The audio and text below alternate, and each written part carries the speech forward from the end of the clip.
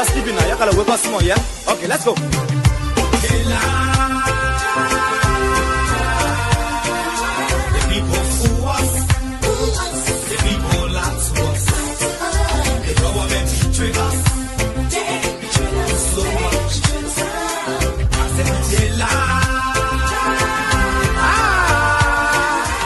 People fool us, the people lie to us, the government betray us. They can lie, they can steal, they will not do us. I said we tired with their lies, we tired with their promises that left us to all our damages. We tired with their speech they preach indeed, and now unique they deceive us. The thing we saw, it frustrate us. So why did you lie? Why did you steal? Why did you allow the citizens to be? You see, we just tell you that why we voted you. But you fool us, you screw us, you use us and later on abuse us. So why? The government should lie. Why? But that's the question that we ask.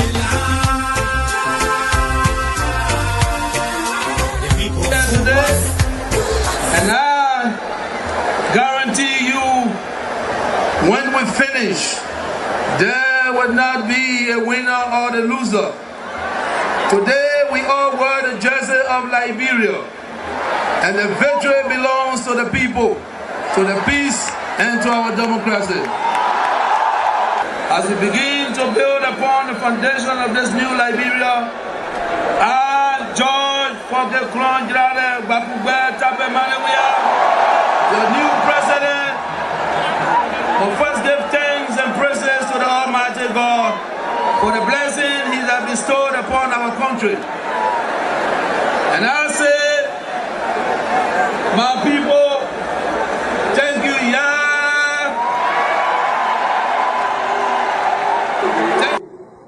The supporters of His Excellency Joseph Boakai presents him as a poor man from Lofa, and I said that he will understand the plight of the poor people.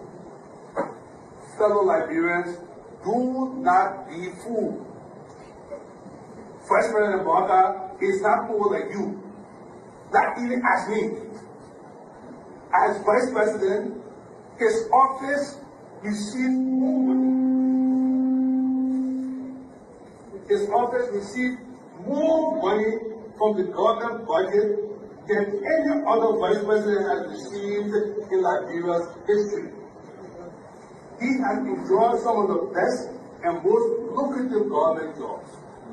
Minister of Agriculture, Ambassador, Managing Director of LPMC, at the time when LPMC had money, and several other positions.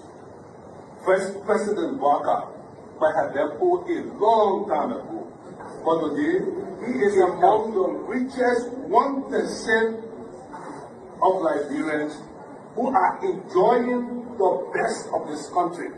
That led to decades of war still run deep. But so too does the longing for reconciliation. A reconciliation defined not by political bargaining or by an artificial balance of power by tribe, region, religion, or ethnicity, but by the equality of opportunity and a better future for all Liberians. I'm extremely happy to be in the United States of America, long considered the lands of free and the home of the brave. My visit here today is a response to the kind invitation extended me by President Ronald Reagan, a man of abiding courage, strong will, and foresight. As you know, Liberia and the United States have a long and historic friendship which spans more than 150 years. And we got to respect her.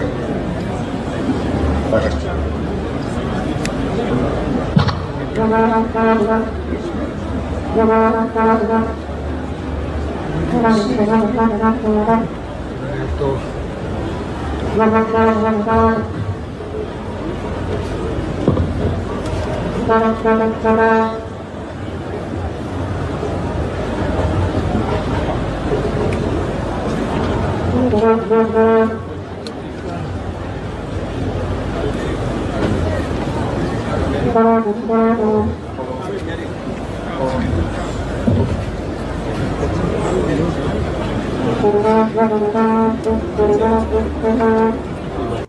I call sort of vicious lie about the fact that Mr. Kobe is gay or brings gay lifestyle to Liberia is complete bullshit. When people can accuse you of stealing people's money, when they can accuse you of being involved in war, anything, people don't make up stuff. They don't make up shit. Excuse my language, right? So it's complete nonsense. I've mentioned earlier, I don't know if I'm sure you were here, right? You playing the game, right? I'm married to Teresa, 2 children, 5 grandchildren. I believe in traditional family values, so it's complete bullshit, complete nonsense. I resigned May 11. On the start of the new session, after the president of Liberia, after our Supreme Court victory for us, and the president made his now famous speech that they will continue to work with the so-called majority, even before defining what that majority was going to be, because we're going into a new session. We decided that to avoid the continuous confrontations and acrimony at the legislature, we decided to step aside. So we resigned. They never got the votes to try us or remove us, and we maintain they would not have gotten the votes. There is a reason why the Constitution requires a supermajority, and if we wanted to go by the rule of law, and we should go by the rule of law, 49 votes were required. That was never attained, so we resigned. I'm too hard on the CDC. You know, it's for reasons sometimes, Akaro. The big ball that CDC dropped, one of it was right here in Nimba. My brother, let me tell you something. There's nowhere in the world where hundreds of candidates participate in the election. And in the second round, only 2%. And the number of vote cast in the second round is more than the first round. It's not possible. That's what happened in Nimba. He is adjusting. Watch this moment without any commentary.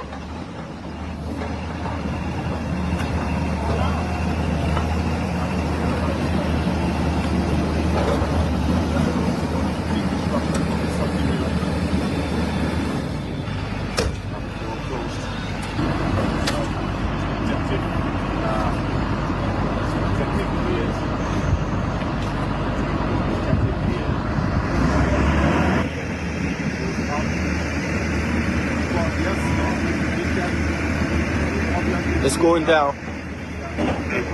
First blow. There you have it. Because the party felt betrayed. The Salif-led administration was splashing jobs and cash and political cohesion, arresting our people arbitrarily, putting them behind bars. The CDC got challenged. We brave the storm. We challenge the status quo. We never surrender. The first 6 years we never surrender. 12 years we never surrender. And this party we never, with emphasis, ever surrender to the evil forces.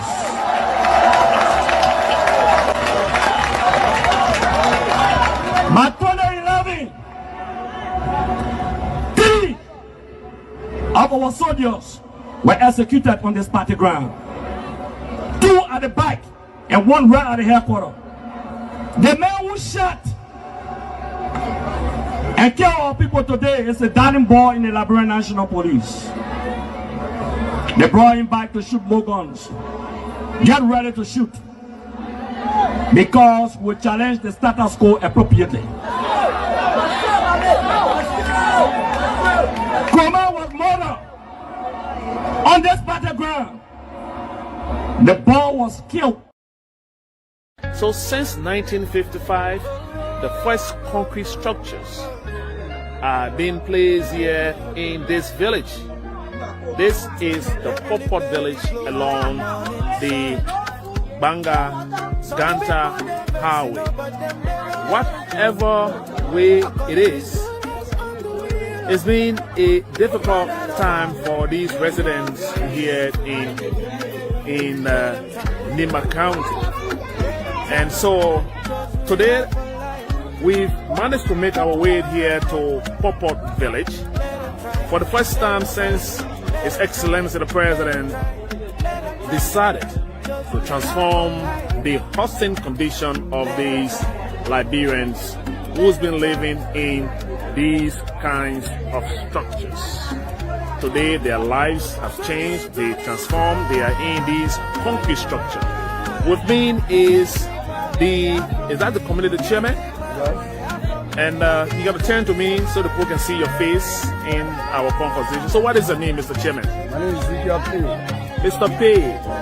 This is Popot Village. Yes. My story here is that it's been here for a little while now, since 1955. So how was Popot Village before? Oh, Popot Village was fine before, but during a certain condition we were in some poverty. But Mr. Wea came and helped us and took us from the Popot Village and built a nice house for us in this Popot Village. And now we are living good life. So before you started living in these structures, these new building that Mr. President built for you, what kind of structure you were living in here? I was living in a post construction before. Okay. I was not living in this condition before. Okay. So since 1955, are these the very first modern structures you see here? Yes. In the first time we lived in this building. Since 1955? Since 1955. Okay. And how do you feel as a Liberian who's been seeing other presidents before President Wea, to see him come here and even think about you to give you a house? Are you paying for it? No, I don't pay for the house, but I'm feeling fine for what you do for me. Okay. So there is no rent and there is nothing that you do. They just build and give it to you free of charge? Yes. You don't add about no time, you don't add about nothing. Okay. You add about to help the people out there. Okay. So what message do you want to send out there to other Liberians who are saying that people are doing nothing in this country, the president is doing absolutely nothing? Those who are saying this thing that President, we are not doing nothing for what we want to do, whatever they are lying to themselves. President, we are really doing well for us in this country. Since 1955, my program has been suffering. Since then, President, we are giving our house, we are living in normal conditions. Okay, is there any message you want to tell the president? Yes, I have the message to tell the president. I think it's very well for you to be our building fund and send them bring in the business. So nothing bad has been doing.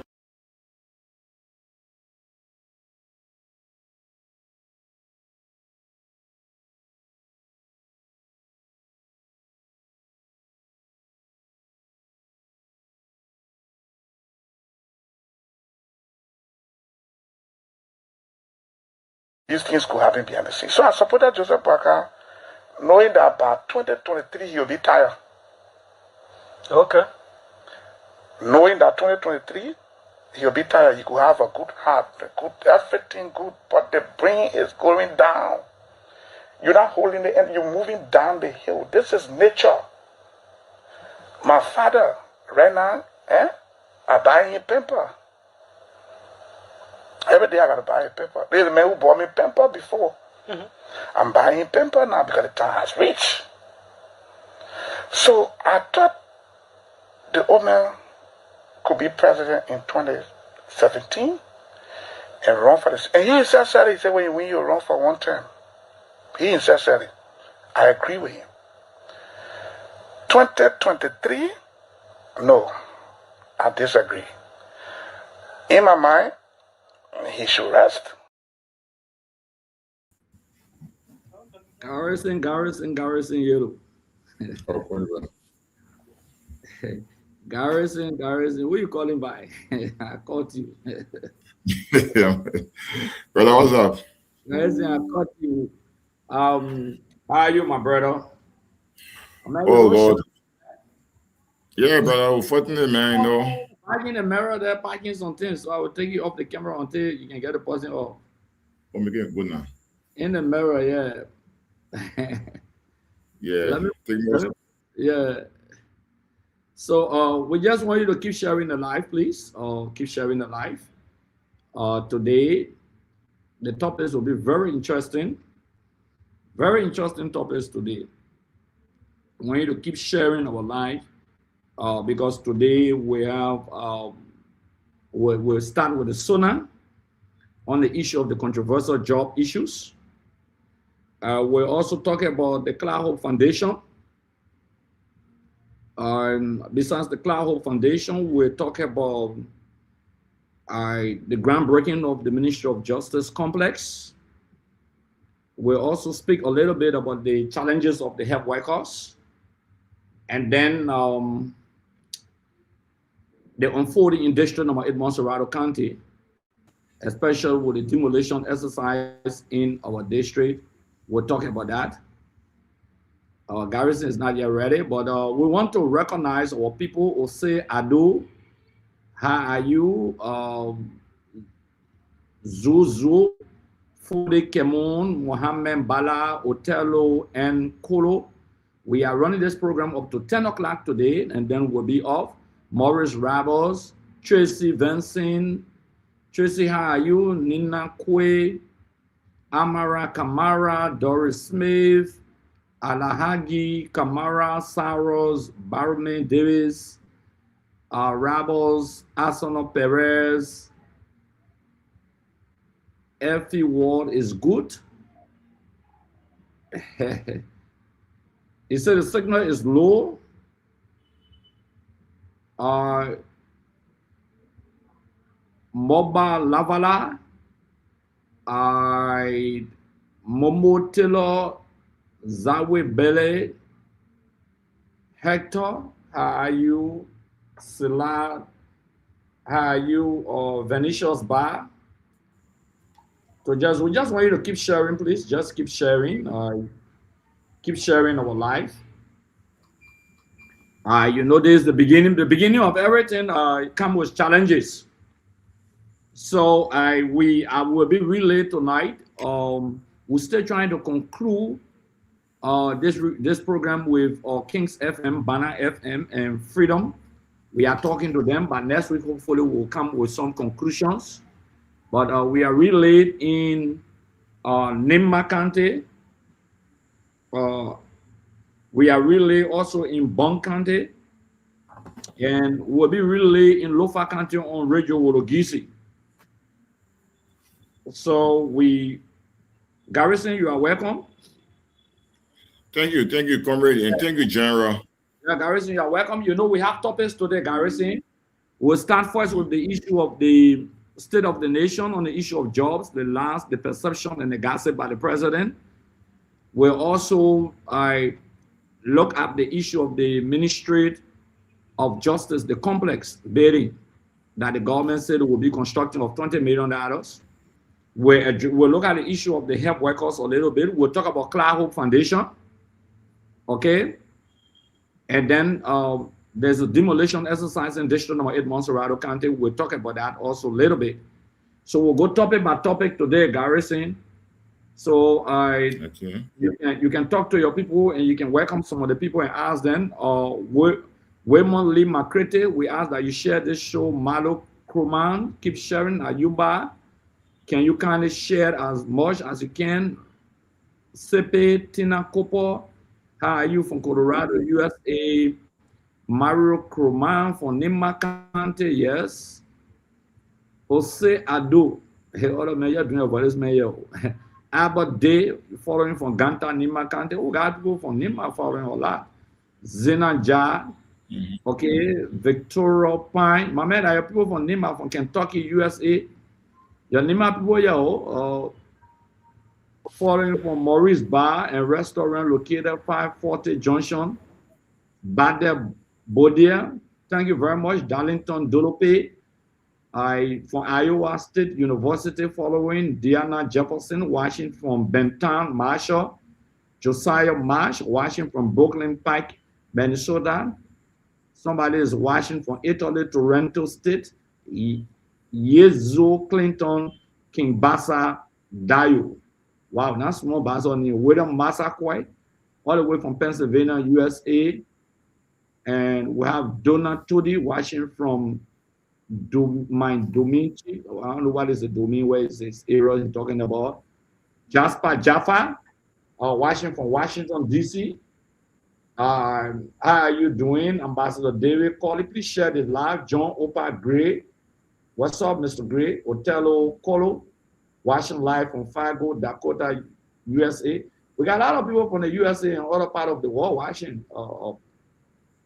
We have somebody following from Barcelona, Spain, Nathan Blair.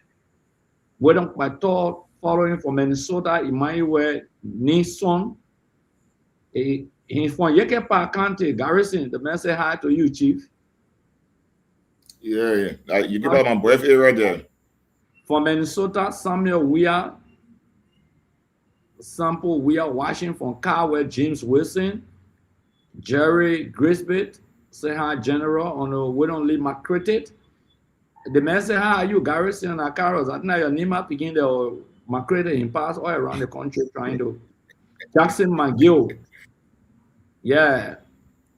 We have City Geeks watching from Toronto, Canada. Seth Smith watching from Satan Third Street. Yeah, we'll talk about Satan today a little bit. Jerry Grisbit watching from 12th Street, Cinco. We ask that you share this live. Okay, it's very important. Ralph Cooper watching from Denver, Colorado, USA.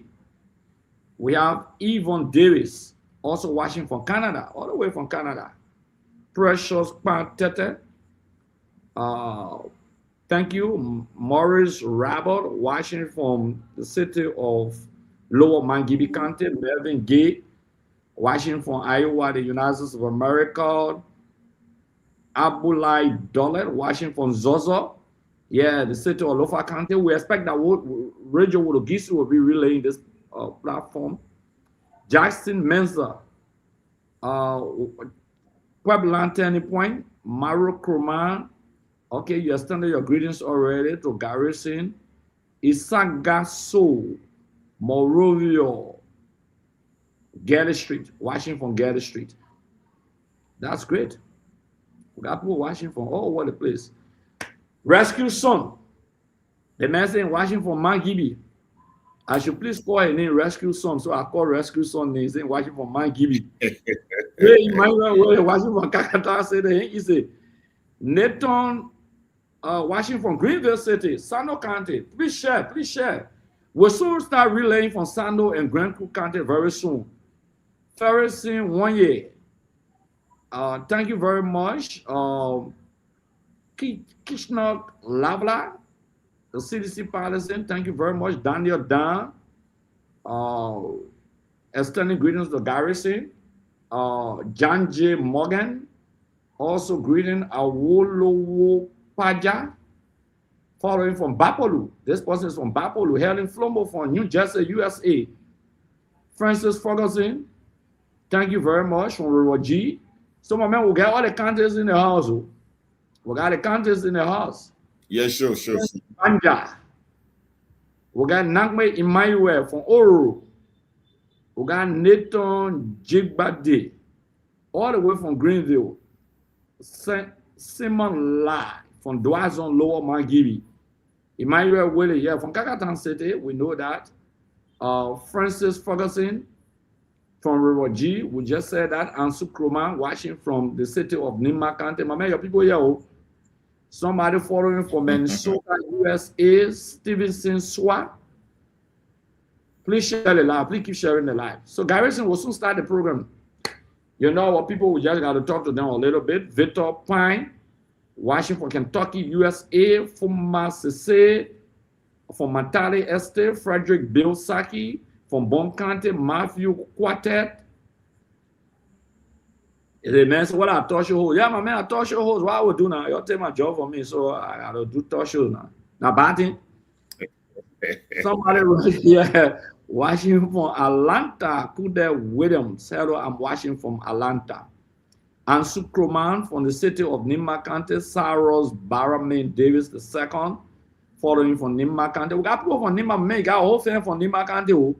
Samson, Watchiber, Nouvelle, from SKD Boulevard. Okay. So we got a lot of people, man. So Garrison, you can see the people on the screen? Yeah, I'm seeing their names. Yeah, so Garrison, come on. Recognize some of the people now. My people want to hear from you. Again, we see Rosalind Weir. Winston also. Say General and Councilor Yellow. I'm watching live from Kentucky, USA.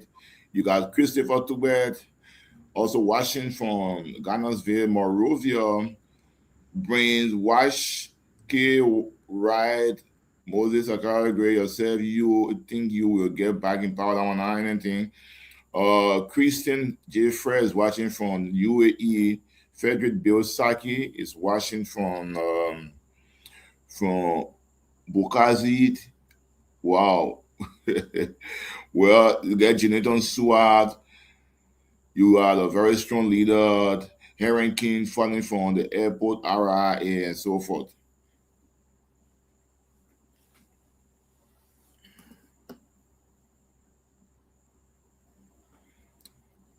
Oh, great, are you there?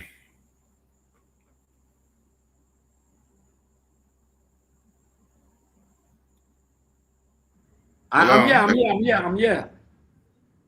Damien Chill, Aaron King, Jonathan Swat. So, Garrison, we got to start. We got to ask our people to keep sharing, but we got to start the program. It's very important for us.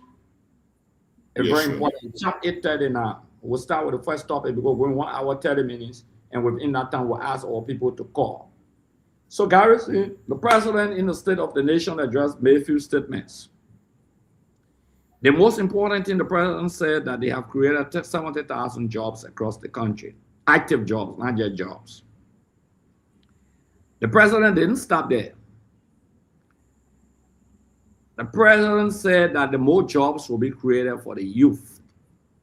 Then the information minister came up. Not only the issue of job, the president said the level of payroll, the number of payrolls in Liberia, he exaggerated and lied about that under the administration.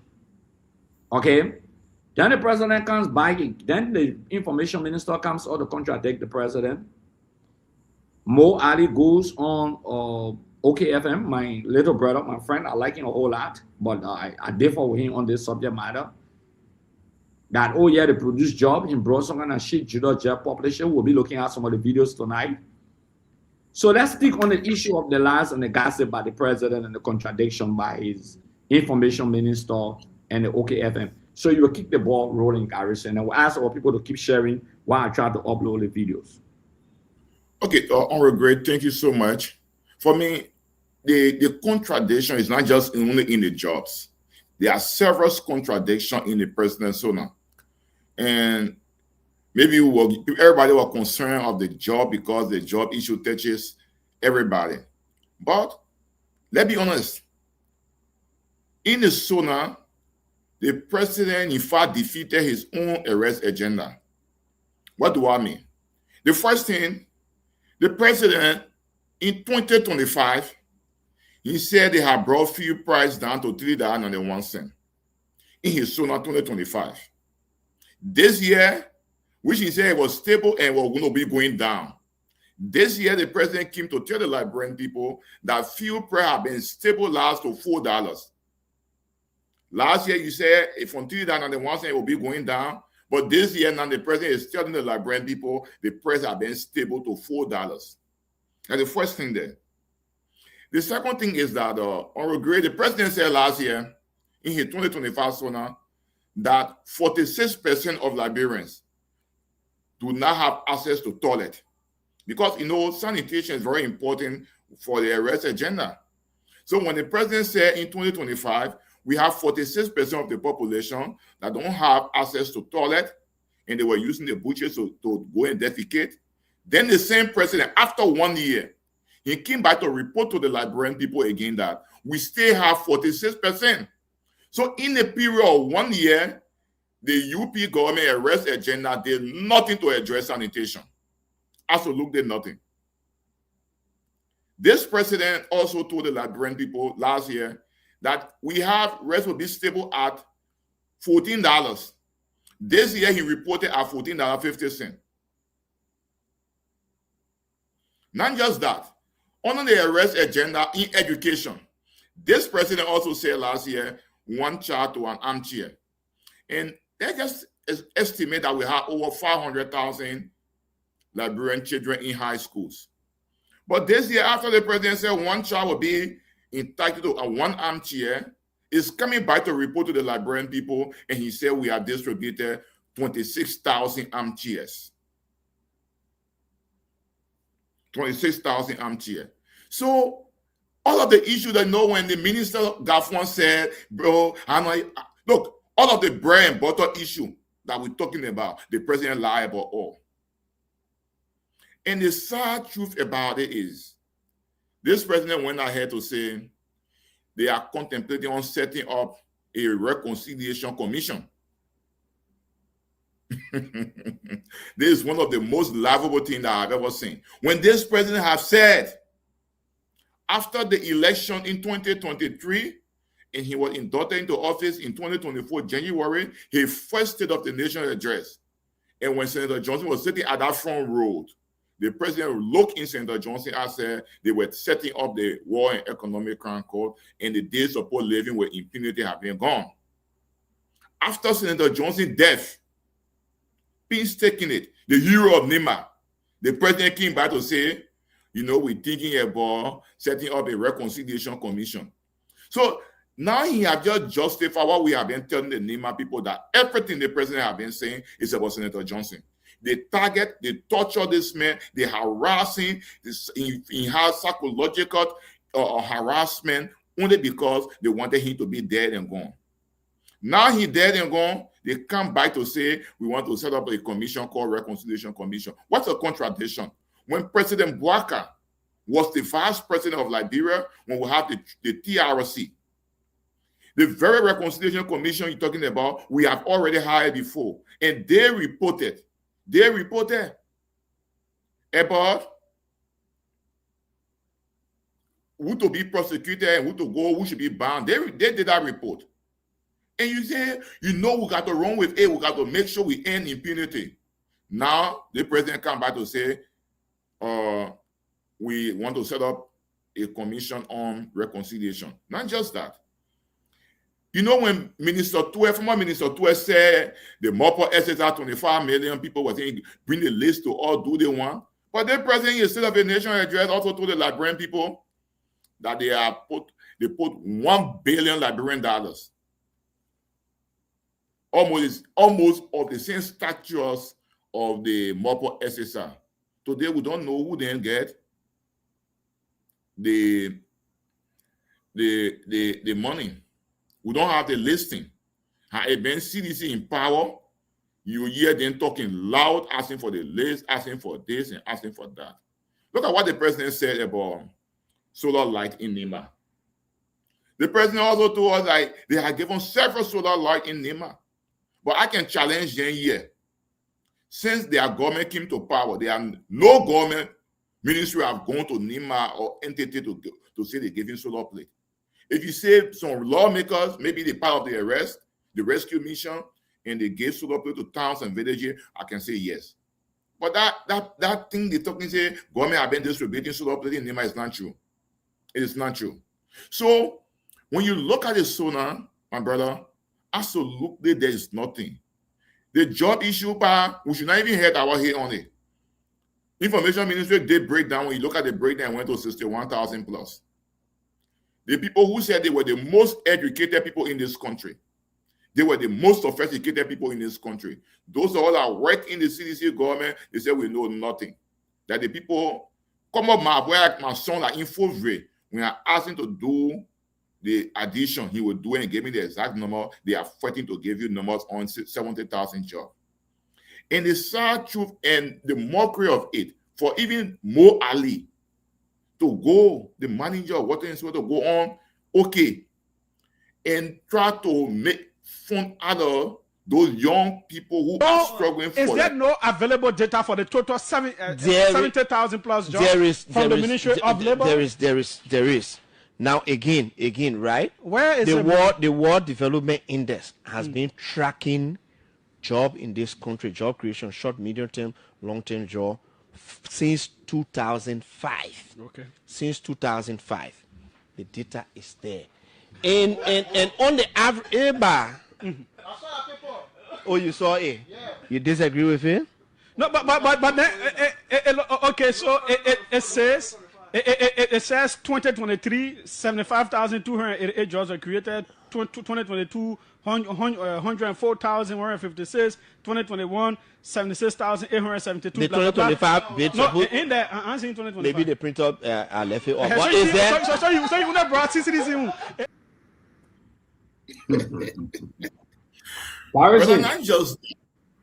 Garrison, look at that video, Garrison. But the people own data, it means CDC created more jobs than them. But we have said this. On the data they brought, 2022 CDC created 104,000. We left them with 4,000 in 2023 by their own data. But now they say 70,000 they got. So that means they reduced the number by 5,000. Can you imagine that? Their own data, they want that CDC presented it to Judas jail. But anyway, there is a point. Let me just play something so the public can just. Ours are dropped from 35 to 35 US dollars. In action, we have created more than 70,000 jobs across. I can't stand no more, cause no more food.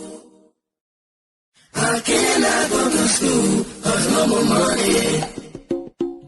I can't stand no more, cause no more food. I cannot go to school, cause no more money. Hey yo, excuse me, Mr. Journalist. I wonder how you make your headlines in the press release today. Although I read the news every day, but I'm really still getting confused now. Yeah, Liberia. Yeah. It's tearing.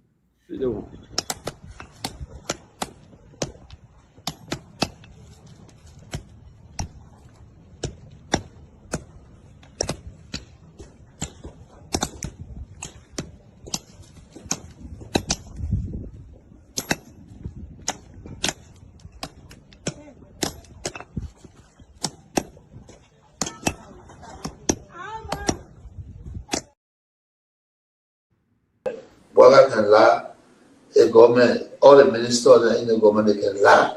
Okay. You know, they put a hustler, they put a hustler, they lie. Everything they say, they never say the truth. Garrison, you can go ahead. Ready to fire tonight.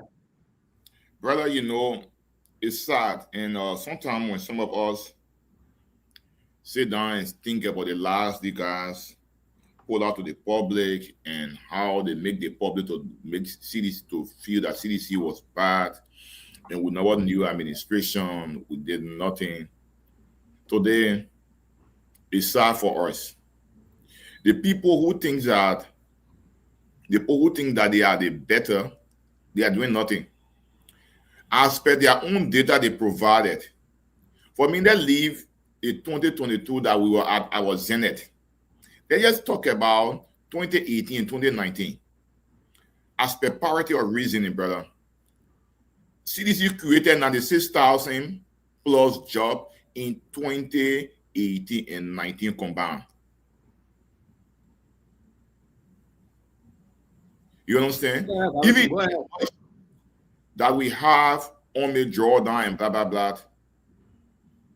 Because last year, substantially, the president reported nothing. So this is the 1,000 they're talking about is what they got in 2025, 2024, and 25. That's what they're reporting of. Because substantially, they reported nothing last year on job. And the sad truth is, these guys lied their way to power. Interestingly, they are governing with lies again and thinking that the Liberians are just funding people. Look, let me give you a phone. Yesterday, I've gone to town. disadvantaged youth. I saw somebody, they came to my car, and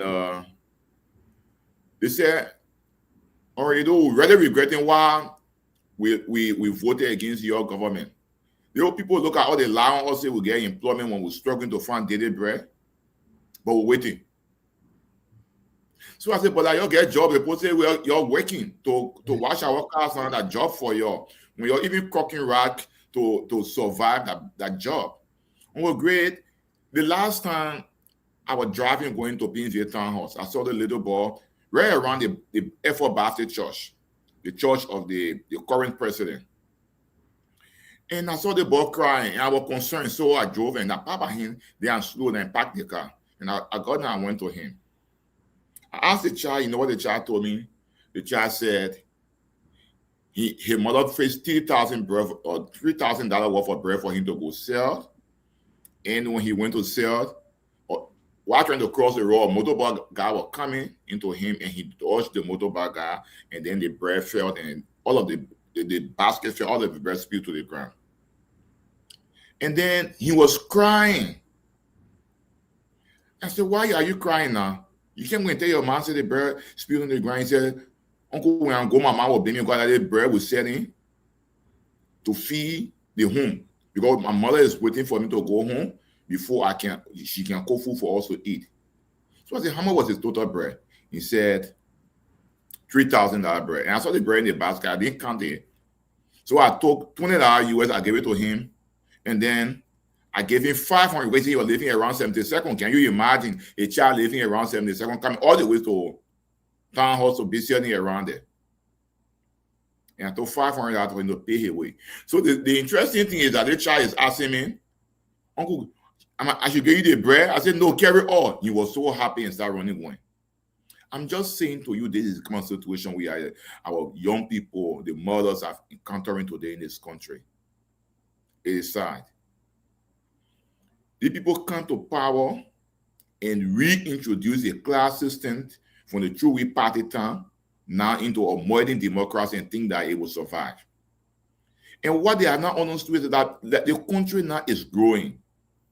The world is becoming so digital and that you cannot lie on anything.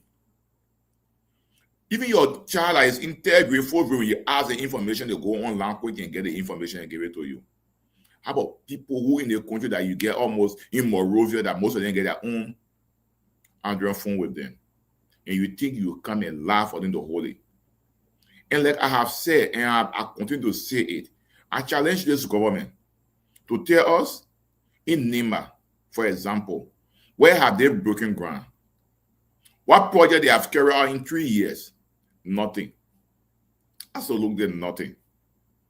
And today, the president gave State of the Nation address. They forgot that the war crime code was something they put before President Weah, and President Weah told the international community, no, I cannot deceive the hero of Nima, the political golfer of that country. I cannot deceive him and take him over for prosecution. And he stood his ground. I remember one of his State of the Nation address, he said, why me? And the Nima people watching. Who told you people don't watch, they don't know what is happening? Who told you that they don't have a lot of people in Nima that Senator Johnson personally called them and told them the treatment they were giving him?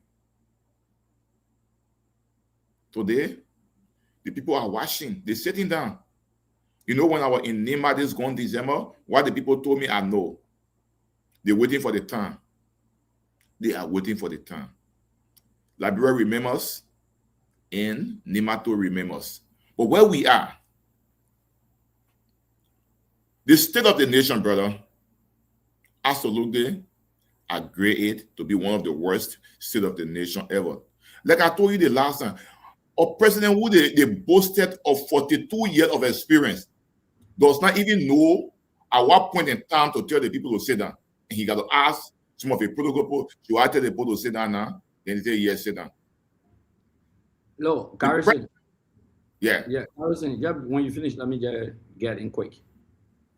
The president who they boasted of 42 years in government does not understand when you get a hat on your head and the national anthem is playing, and whether you put it on your chest or you put it on the desk, And when you put on the desk, by ethics and practice, it means that you are not using it. When you put on your chest here and your hand is on, it means from there you will put it back on your head.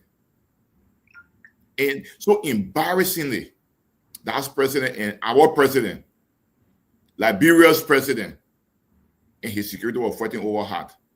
You didn't see the sun that shining, he now can't take my heart. So that today he knows sunshine. You know how many Liberians in the country that walking in the street of the sun and they helping to be president today? You know how many Liberians? So only you know some. But the very people that elected you, you don't care about them. Look, if the people say the economy is better, ask your neighbor, how is it better? Go to the various schools and see how parents are paying their children's school fees. Then you will know whether things are fine. So Minister Gaffon should not even tell us, we need to create a ministry of bread and butter. He should be ashamed to tell the Liberian people that he failed and he has not addressed the bread and butter issue. The bread and butter issue they're talking about is issue that directly impact the life of the people. And if those issues are not addressed, sanitation, the president failed. Because if you say 46% were using the bush, they don't have access to toilet in 2025, after 1 year, we are still 46%, it means they fail in sanitation. Tourism, nothing they get there. They didn't even talk about tourism. They only said the commission will be two-level bulldog with no budget. Education, you say you provide each child in public school with an armchair. After 1 year, you say you have distributed 26,000 armchair out of 800,000 students. You are given, you're talking about 26. 26 are any number where you regret yourself when you get vexed today, you can even produce over 100,000 armchair and divide on public schools in the country. The president talked about all. In 2025, he said it was $3.91. It was stable and will go down. Because when you keep things stable, it does not increase. Where in the world you say the thing is stable, then you come by and say we are keeping the fuel price stable at $4 this year. And the sad truth is with the issue of the rice. My brother, this government should be honest and tell the people, say, you don't give yourself a hard time. Because the price of the rice in LD is the same equivalent of $18 or $17.50 in USD. It's the same thing. Because most of the time you go back from the full output, they say they don't want USD. They want the rest. You should buy the rest in LD. Garrison, I do agree with you. Yeah, Garrison. Yeah. Now, Garrison, let me come in a little bit, Garrison. Garrison, these are the people that will fight for. These are the people that will take upon ourselves, our time and our energy to be on air, to cut across the country, to advocate. It's not just about sedition, but it's about this country. How can the president claim that he created jobs of 70,000? The country is hungry, the nation is devastated, the crime rate is increasing. Everything, hardship, thievery, criminality increasing in the country. I ask our people to keep sharing this live. It's very important. Just keep sharing. Thank you very much for sharing and tuning in. But look here.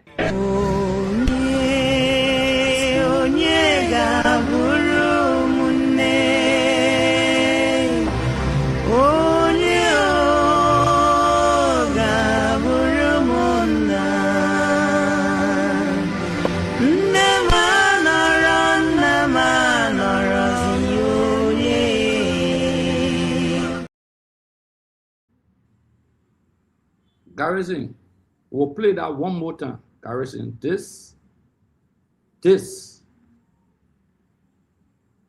for me, this is the basis of my argument.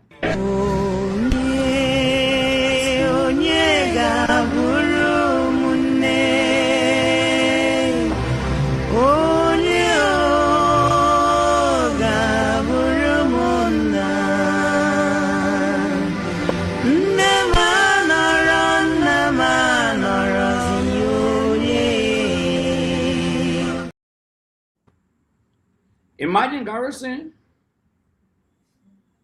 in 2023, between October and November of 2023. The Unity Party launched our Closing for campaign at the ATS in District Number 8, Montserrat County. Across the country, people trooped into Monrovia.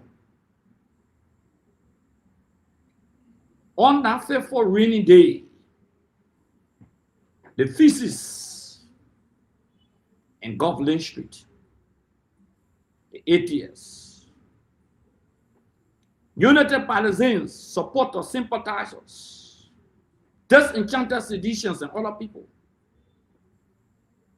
move in their numbers, by hundreds of thousands, and said a resounding no to the CDC and a resounding yes to the Unity Party. Though the margin is so little, infinitesimal, of bridging 17 to 20,000 vote, less than 1%. But the people spoke, and President Weah decided that we'll throw in the towel. How dare Joseph Boakai, after 2 years in government, cannot provide opportunities for these people? He cannot provide job opportunities for these people. Children are busting rocks. A handful of people, elitists, are benefiting fabulous salaries, riding the most luxurious cars, including President Boakai, who is riding 2 Lexus vehicles that cost over $1.2 million United States dollars. Extended his fence that cost almost $1 million. The first extension of renovating your house, rehab, was nothing less than $500,000 United States dollars. He bought the area near there, extended the fence, about $1 million. The 4-year project, $10 million. What's the significance? When these people who walk in the feces water are being lied to, they are being misled, it's about time that they shine their eyes and bring the necessary pressure to bear on their government. While it's painful, some of them are ashamed and embarrassed. They shame too much. The mockery, the disgrace to those people who walk in the feces water. Their homes are being broken down. Their businesses are being broken down. They cannot afford to send their children to school, while Boakai and his family live in luxury. They cannot afford to have a fitting meal. The Liberian people sign onto a change. When President Boakai will tell you that he has created 70,000 jobs, and some people will go on air and say the Shushan Board job, that job. They will say when those boys then that can look for passenger for the car, they say that job. 1 week to clean up someone's house or wash the person clothes, they call a job. 1 week. Can they work like that and be paid $10 US, $5 US, whole month, and they call it a job? And they come up with a big index of analysis, data, and say we created 70,000 jobs. Can you imagine? Say, oh, infrastructure, we created this number of jobs. A blatant, calculated lie. Somebody said, don't blame the president, blame the speechwriter. No. When the speech is written, the president can make analysis. If we should blame the speechwriter, what action has the president taken against them? Somebody who made the president to lie to the country. Then the president still eating on the same table. Nothing is done. Nothing is done. They flew on the same plane with President Boakai just recently to Ghana. He's still riding private jet. Why are you, the masses who stood in Apupu water, who shed tears, who wanted a change? Is this the change you signed onto? Ask yourself. This is not about CDC. This is about the welfare of the country. All over the country, demolition. People are doing display. Government has provided no alternative, no shelter. Worker lie about paved roads. The information minister couldn't stand it. And said they lie in the speech of the president of the Republic of Liberia. Amen. You lied to come to power. You said the worst thing about Joshua. But my people, my friends from Unity Party, in 2 years, show the school that the Unity Party government in 2 years are built. Show the market building that they have renovated or built in 2 years to shut out our marketers. Show the clinic or the hospital that they have built in 2 years. Nothing. Where are the jobs? Where are the jobs? What is the argument? Where are the jobs?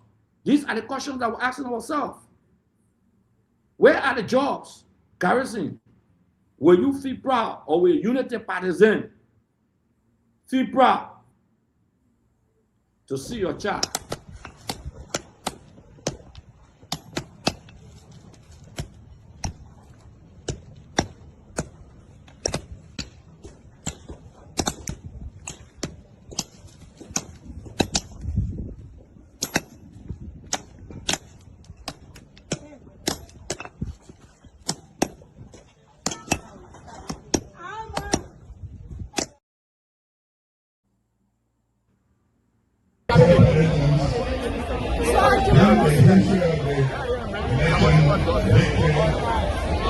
on January 2022, Liberian people have made it clear that they were ready to try the nuclear.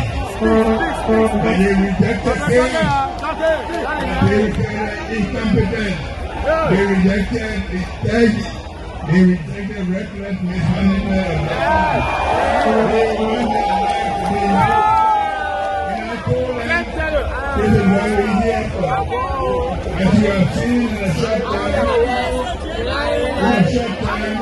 the Israeli evidence came out. In a short time, the public evidence will be here. In a short time, we will see that we will start the rules and complete the poor of the land.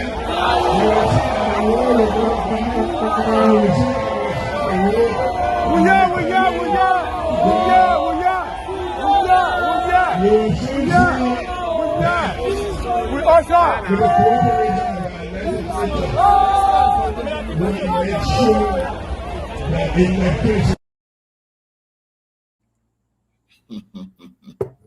That's the campaign statement of Boyka. Listen to Boyka.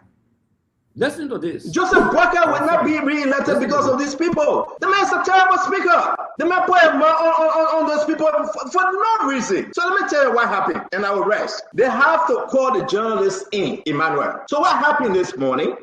After the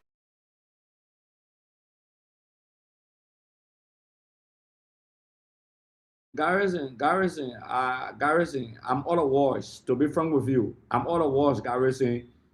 Garrison, when I see these kids, these babies, when I see them busting rack under this Boyka administration, a government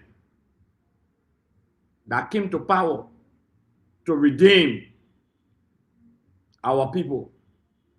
Imagine, Garrison, when you see this, Garrison, when you see this thing,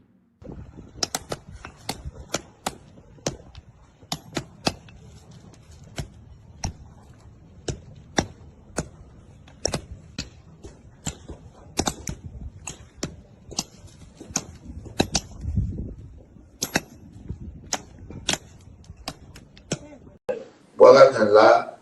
A government, all the ministers in the government, they can lie. You know, they put an old hustler, they put a hustler, they lie. Everything they say, they never say the truth.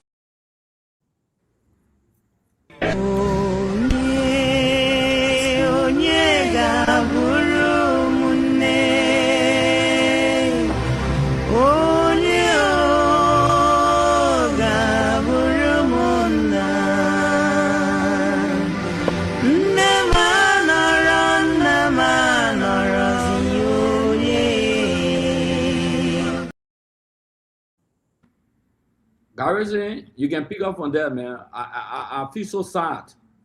I really feel sad, Garrison. I feel sad. Yeah, seriously. you know, we stay on the soul Yeah. on the things we're saying, right? This president in 2025 told the Liberian people that children will not be sold in the street. In 2026, all of the intersection, the highways, and all of the places you think about in Monrovia and its surrounding, they are crowded with children selling bread for survival, selling cucumber for survival, selling peanuts for survivors. And this president does nothing about it. Not just that, on regret. You know that one thing people don't understand with President Weah, right? Former President Weah. See, the disabled people went to the march and they last time to demonstrate. And this president went and passed by them in his car without even stopping to talk to them. That would never happen to President Weah. He will stop, he will talk, and he will find solution. And when I listening to the former minister talking, say, Brian, but let me tell you, you know what? Today, President Weah need is very hard because every time he went to communities and see problem, he intervened right there. He doesn't wait for budget or this. If the sector ministry responsible for that, he will take an action and say, look, you have to do this. There was a man who leads by action. You know what? We tell to say, oh, let's let the budget year pass and we'll do this and we'll do that. You know, when we talking about gambling in this country and this and that, and LBS, got a casino what they're using now. The people, they themselves, they are the drivers of those things that we're talking about. But you know why? Because maybe for far too long we have been quiet and we are giving them a blank check and a quiet deal. So they feel that, well, they can run out. You see, just so now when the opposition start talking, you see how they are confused? On the issue of road, they lie. Up to now, they have not brought any figure to you. At one point, they say they have built, and another point, they say we maintain. They have not even reached the point to synchronize and give us one information. So if we in opposition, we put our horses in order and we keep the people busy, my brother, they will run away from their country. Because the only thing they can do that is insulting. You know, when I listen to Jeremy Pierre and then he telling the Liberian people, I will not respond to loser. But Minister Pierre, you already know that in 2017, you were a loser also. So you are not the one to talk about loser because you lost election in 2017. President Weah defeated you with not just a peanuts number, he defeated with a massive number. So just as President Weah have tasted defeat and victory, you yourself have tasted defeat and victory. So you don't have nothing to be calling people losers and this and that. It means you got nothing to tell the Liberian people. You have nothing to tell the Liberian people. Garrison, the guys have nothing to argue about. To waste your energy and time on Jeremy Pierre is to waste your energy and time on a pathological liar like President Boycott. Boycott lied about everything. Just everything you can think about. They lied their way to power. Like Asa Jackson, Asa Doe will say, or Kev Hassan will say, they lied their way to power, but they cannot lie their way to govern. That's not possible. And that's why I'm going to play a video that our friend from Spoon Network, he said something very important and he was being very sincere. I got a lot of respect for Stanton. Everyone knows that. But he said something very important. He said every lie they put it on we are here. Just listen to this. Every lie They love their way to power, but they are incapacitated to govern. Yeah, but Boyka talking about incompetence, the people voted against incompetence. After 40 some more years of governmental experience, President Boyka is still struggling on creating job opportunities. It's still struggling about addressing the bread and butter issue in the Republic of Liberia. They are struggling. They are in the wilderness of Sinai, only looking up to God to provide manna for their survival. That's what they are doing. They're only waiting for God, and the children of Israel in the wilderness of Sinai, they cried to Moses. They only look to God to provide manna for them to survive. With 40 years plus of experience, the government has not been able to address the issue of the bread and butter issue in this country. They've not been able to address the issue of jobs. They've not been able to address the issue of the educational health sector of our country. They are still struggling. They are drowning. They are in the deepest part of the ocean, the Mariana Trench in the Pacific Ocean. That's where they are, hanging on a broom straw for survival. Listen to what they did to this to the CDC-led administration. Stanton admitted that because he got disappointed. He said, we fought for the Unity Party government to come to power. But this is not what we signed onto. We even lied. Some of the things we did, if between we and God Almighty, we cannot say it. Listen to this. So let me be fair, we know it was propaganda. We put every death. Somebody walking and jigger in the toe and they die, we say what job we are. True. Somebody drop a pressure or high sugar, we say that job we are. Yeah. Pregnant woman go get bread and we say that job we are if she didn't make it through. Yeah. Everything was on Jowea. Auditor Death were on Jowea. 3 missing boss were on Jowea. Unity Party supporter of JMP, went against CDC, went against the pathologists, said you were fronting for CDC. You and I and the rest of the team that supported Unity Party and Joseph Yeman Boyka, including Phoebe Herons and everybody else, we beat on CDC government. True, which was wrong.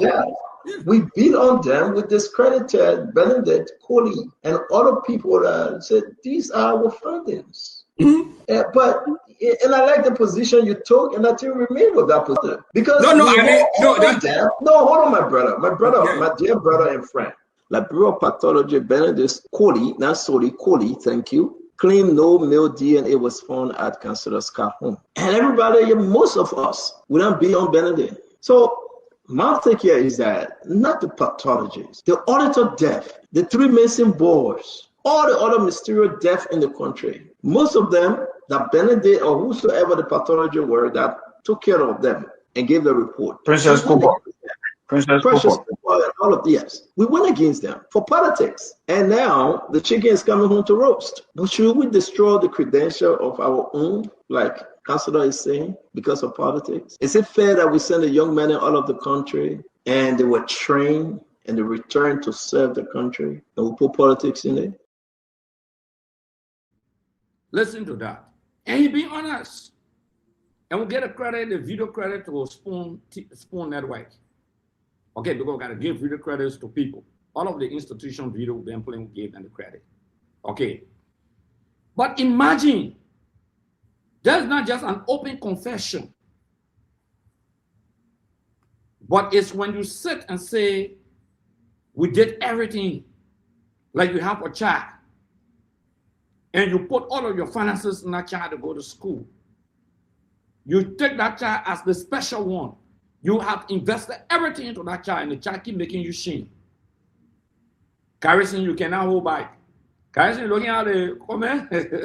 Garrison, you cannot hold back. Garrison, no. People will comment, people will debate. Garrison, imagine. Stanton could not hold back. Not only him, the other guys who support the Unity Party on the platform, they could not hold back.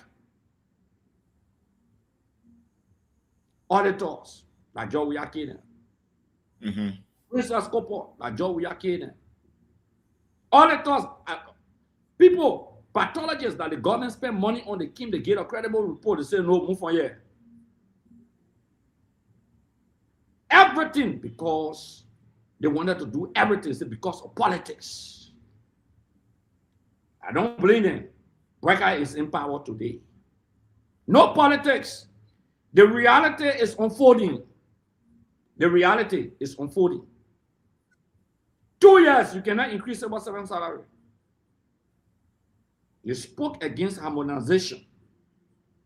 You condemn everything, but you cannot change harmonization. 2 years. And Gafwan come and say, should we create the Ministry of Bread and Butter? Imagine the finance minister himself, who is an accountant, not an economist. People are misplaced. What happened to the agriculture ministry? The greatest strength of President Boyka should be in the agriculture sector. The greatest strength should be in the agriculture sector. There is something happening in the country. Garrison, we need to raise it as an early warning. The crime rate in the country is increasing. The burglary busting into people's homes is increasing. Not just jacking phone. There are factors that contribute to crime rate. There are factors that contribute to even prostitution. When a nation is hungry, when people don't have jobs, when they cannot feed themselves, when they cannot send their children to school, when they cannot take care of the health situation for themselves, they will revert to ugly behaviors. Some people will go take drugs. Some will steal. I'm sorry. Some will do prostitution. Have you observed that the level of rape cases in the country, I think in 2024, in 10 months, over 2,700 unprecedentedly in the history of the country, the number of rape cases. Under this government that should have zero tolerance for rape. The judge umpire say, "Awese wasa." This government has not been able and has not demonstrated any ability to be able to address the bread and butter issue. Even our people in America and other parts of the world who help to contribute towards Liberia. You don't need that the children will see a rocket scientist to know that the country is hard. I'm looking for one video. I hope somebody can send it to me on my WhatsApp. When Clarence Jackson or OKFM went in the street on the day of the tsunami, I got a video, but I don't know where I placed it. I want to play it tonight. I hope somebody can just send it to me quick. Liberians were complaining. Before you go to that video, they were crying, but I want you to go ahead while I look for the video, Garrison. Garrison, yeah, you can elevate this conversation because this country is on the brink of crisis. A hungry man is an angry man. Anytime people are hungry, they're angry. The country is bitter and angry. The divisiveness. This government has demonstrated the incompetence Boyka was talking about. Garrison can go ahead while I look for the video. Yeah, great, thank you. But you see, when I listen to the finance minister provoking the Liberian people even more, talking about bread and butter, for instance, a seasoned financial Minister Gafwan put 1.6 million in the national budget for drugs for the entire country. A population of between 5.5 to 5.8. And you give them 1.6 and say, go buy medicine. You know, on grade, just take your time. Go now to Lucky Pharmacy on around 21st Street there, and go to other pharmacy. The price for drugs allocated around JFK is very expensive than that of the other pharmacy. You know why? Because no drugs at JFK. So the poor people go there, they give them prescription or paper to go buy the drugs out. So Lucky Pharmacy sit in Cinco and make more money from the ordinary people. You will not believe, go now to JFK and see how much you will spend there. But you know, Minister Garfont is telling you when they say bread and butter, you think that you talk about bread on his way and be divine people. No. The issue that affect the people's lives is what we're talking about. Health, nothing. Agriculture, you get money for agriculture, you put most of it in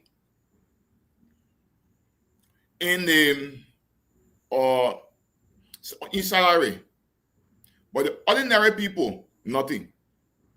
Nothing. And it's sad for us. Today, the LEC is doing load shedding around here now. In the rainy season, just like any other government could boast that the water is enough and we have enough current. Now, we have gone back to the same thing that they complained about yesterday. So obviously, you guys got nothing. And they cannot solve the problem. You know, when I'm talking with some people from this government, the key thing I always hold them by is, what is the slogan of you or your mission? Let's say a rescue. What is rescue? To change the life of the people from where CDC left it to a better life. I have never seen a rescue that will take the people's life backward than carrying it forward. Yes, they say the international image, but who destroyed the image out there? We were those going to Washington, lying on the people that they wasn't doing they want, doing they want. They were the same people. But one thing, President, we are not saying that everything during President Weah time was 100% perfect. But you know what he did? Before 2023, he had resolved most of the problem. People were making noise about corruption. What he did, he brought one of the most robust anti-corruption law in this country.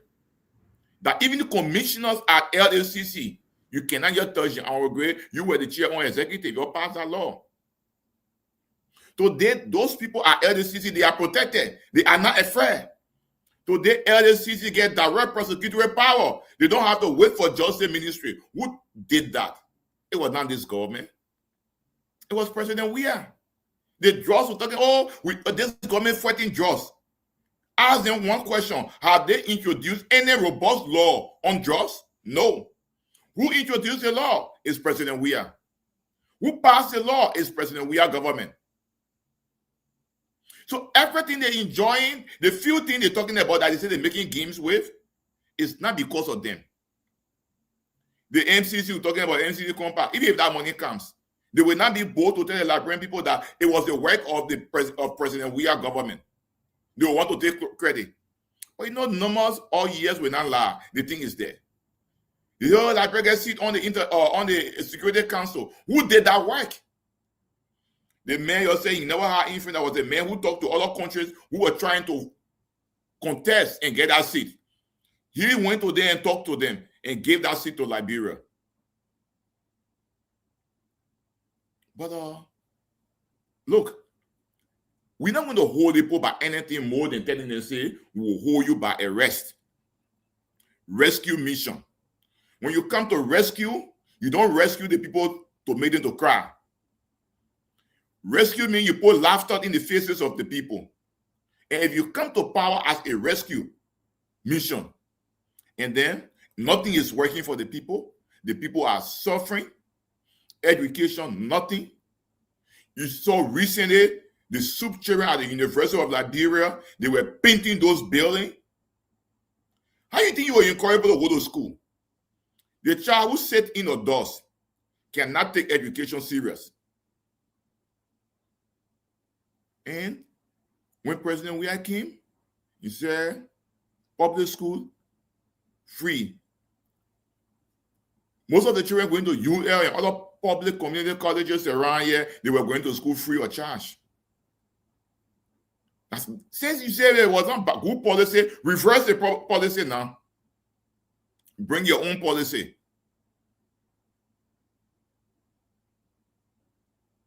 So, look, absolutely the people have nothing to offer.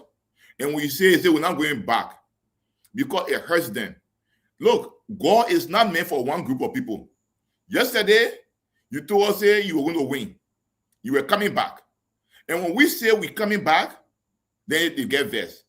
Look at the issue of reconciliation. Both saying the president called former President Joe, we are on private number, he did not return. Who can return private number call? You can see number.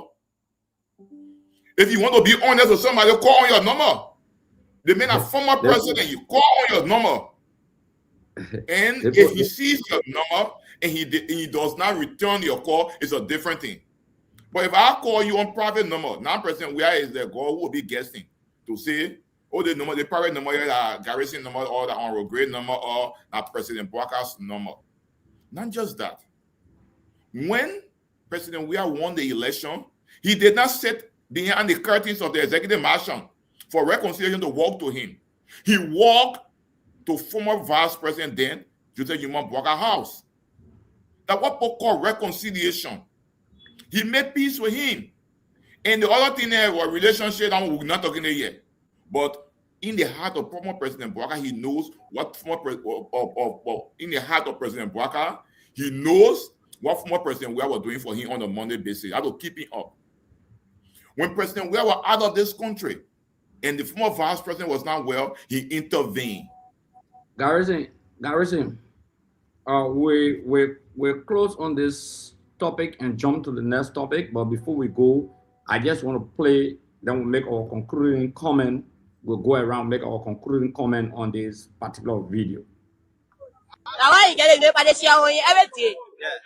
Since I vote me, you know what continue local and Loma or more man, you're not doing well. Somebody that's an opportunity, you don't got all men, you get all that brought on it, you will get better. All the lady men facing, that's why we are there. He not doing nothing in the country, yes, send a man wrong, poor, we are saying he will bring trouble.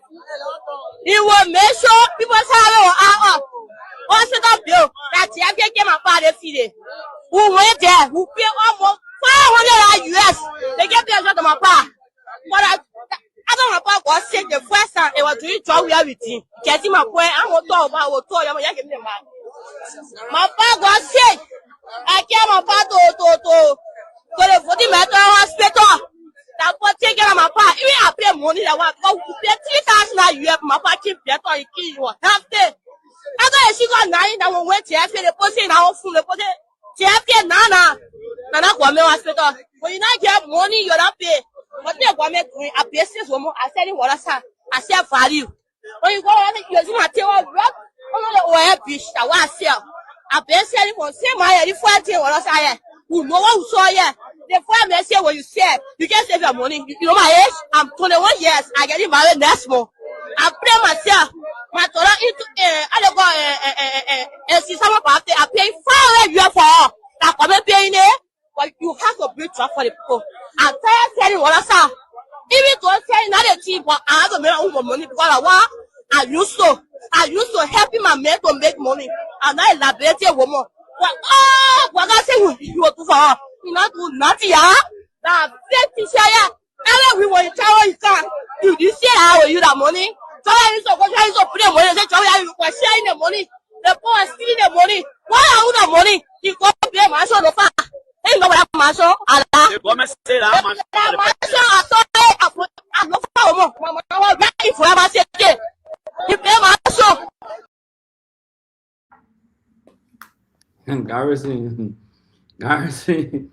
Garrison, I will get your parting comment on that. Then we move to the next subject matter. Yeah, brother. What else we have to say? Like I said, the people used to ask your neighbors. Let they tell you how life is going on. Let they tell you where are the jobs. Let they tell you how the people have rescued them. That's it. You listen to the sister who just spoke. With the interview, you will get to know the suffering of the people. And these are things that happen every day. And my brother, we who doing the lawyering thing and are helping people. Go to the Supreme Court and talk to people. Even during COVID time, my brother, when we go to court, we know how we can come home. But now go to court. How you used to come home? You used to come home fat. But this thing you come home dry. You come home dry. I'm just saying to you, absolutely, the people came to rescue themselves. Nothing more, nothing less. And brother, everything we see in this country is just going back war. So it is not the CDC that carrying this country back war, because there is no country in the world. We all appreciate development, that you will have a development agenda and you don't think about the survivability of your people. But these are key things. The man, maybe a man who are reach 60, he struggle all through his life and build a little house. And you go and break the house down without giving you a dime. You are breaking people's houses down, giving them nothing. When they tell you that development. So when you build roads and there is no citizen to live, who will drive on that road? You think the car will just be riding by themselves on the road? You need the citizen to drive on the road. So development cannot come in the absence of the survivability of the people. So on the first issue, my brother, absolutely nothing of this sonar. It was just disaster. It was meant to tell the people that the same prevarication, the same laws the people carry on from 2018 all the way to 2023. It is the same laws. And you know the sad thing, they still feel that they are in opposition. And brother, let me tell you before you leave, before we go to the next topic. If you see Unity Party, if you see them saying that you're talking, you're arguing, all they will tell you, we know you're popular, we know you'll get the number, but we'll cheat you. Okay. Thank God you acknowledge that we have the number, but you will cheat. So it's laughable, but let's focus on our strategy. Let's make the Liberian people to know that yes, we didn't say everything was 100%, but we took steps. Since they said they came to rescue, what are the steps that they have taken? Nothing. You stop the RIA role. Why you think you cannot be facing the role while you're doing audit? You say you're doing audit until the audit is finished before you come on the role. You know why? It's still hurting them that President George Manonwia is taking glory for this role. It's hurting them. So they want to frustrate the effort. So that's it, brother. Yeah, it's very painful. But Garrison, you know, in my conclusion, I will just be very clear. The president lied. And this is very dangerous for the forward march of our country. You lied about jobs that doesn't serve the purpose of addressing the bread and butter issue. You lied about that. How in the world will you come to the nation that is hungry, there's no agricultural revolution, and lie to them? Does the president feel satisfied with this video?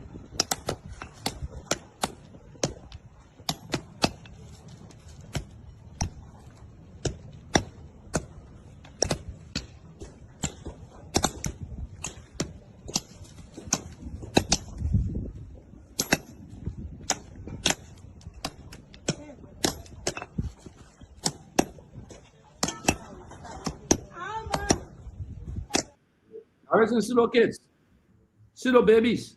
Look at it. That was a drop from 35 to 35 US$. In action, we have created more than 70,000 jobs across. I can't stand no more, cause I'm a fool. I cannot go to school, cause no more money. I can't stand no more, cause I'm a fool. I cannot go to school, cause no more money. Hey yo, excuse me, Mr. Journalist. I wonder how you make your headlines in the press release today. Although I read the news every day, but I'm really still getting confused now. That music is a music, Garrison. It has a clear-cut reflection of the struggle, the suffering masses of our people. After 40 years, is this how Weka decided to treat the people of Liberia after 40 years? It is how wicked and evil he is. But I go to the next subject matter, Garrison. The Hope Foundation issue. You are more of a lawyer, Garrison, and we got to be forceful about this because this is sacred to my heart. And we take this very serious. And all of you wouldn't hear who viewing us tonight and those who listen to us by way of radio across the country. The next topic for the next 10 minutes will be the Cloud Hope Foundation. You can tune into Liberian Action TV on your social media platform, Facebook, and that of YouTube. And we are also being relayed in Nimba County, Bong County, and Lofa County tonight on different radio platforms. We ask you to keep sharing this live, keep following us, give the pieces of information to other people. I'm your Homo 7, Akaros Moses Talaka Tomeka Gray, and Councillor Garrison Dode Yellow, former lawmaker, Republic of Liberia, and a councillor, one of the most astute characters that this nation can boast of. So Garrison, it's all yours. This is Liberia Action TV. We are growing gradually. Garrison was 6,000. We are above 9,000 now in terms of the number of persons that are following up. Just less than 1 week, less than 5 days in fact.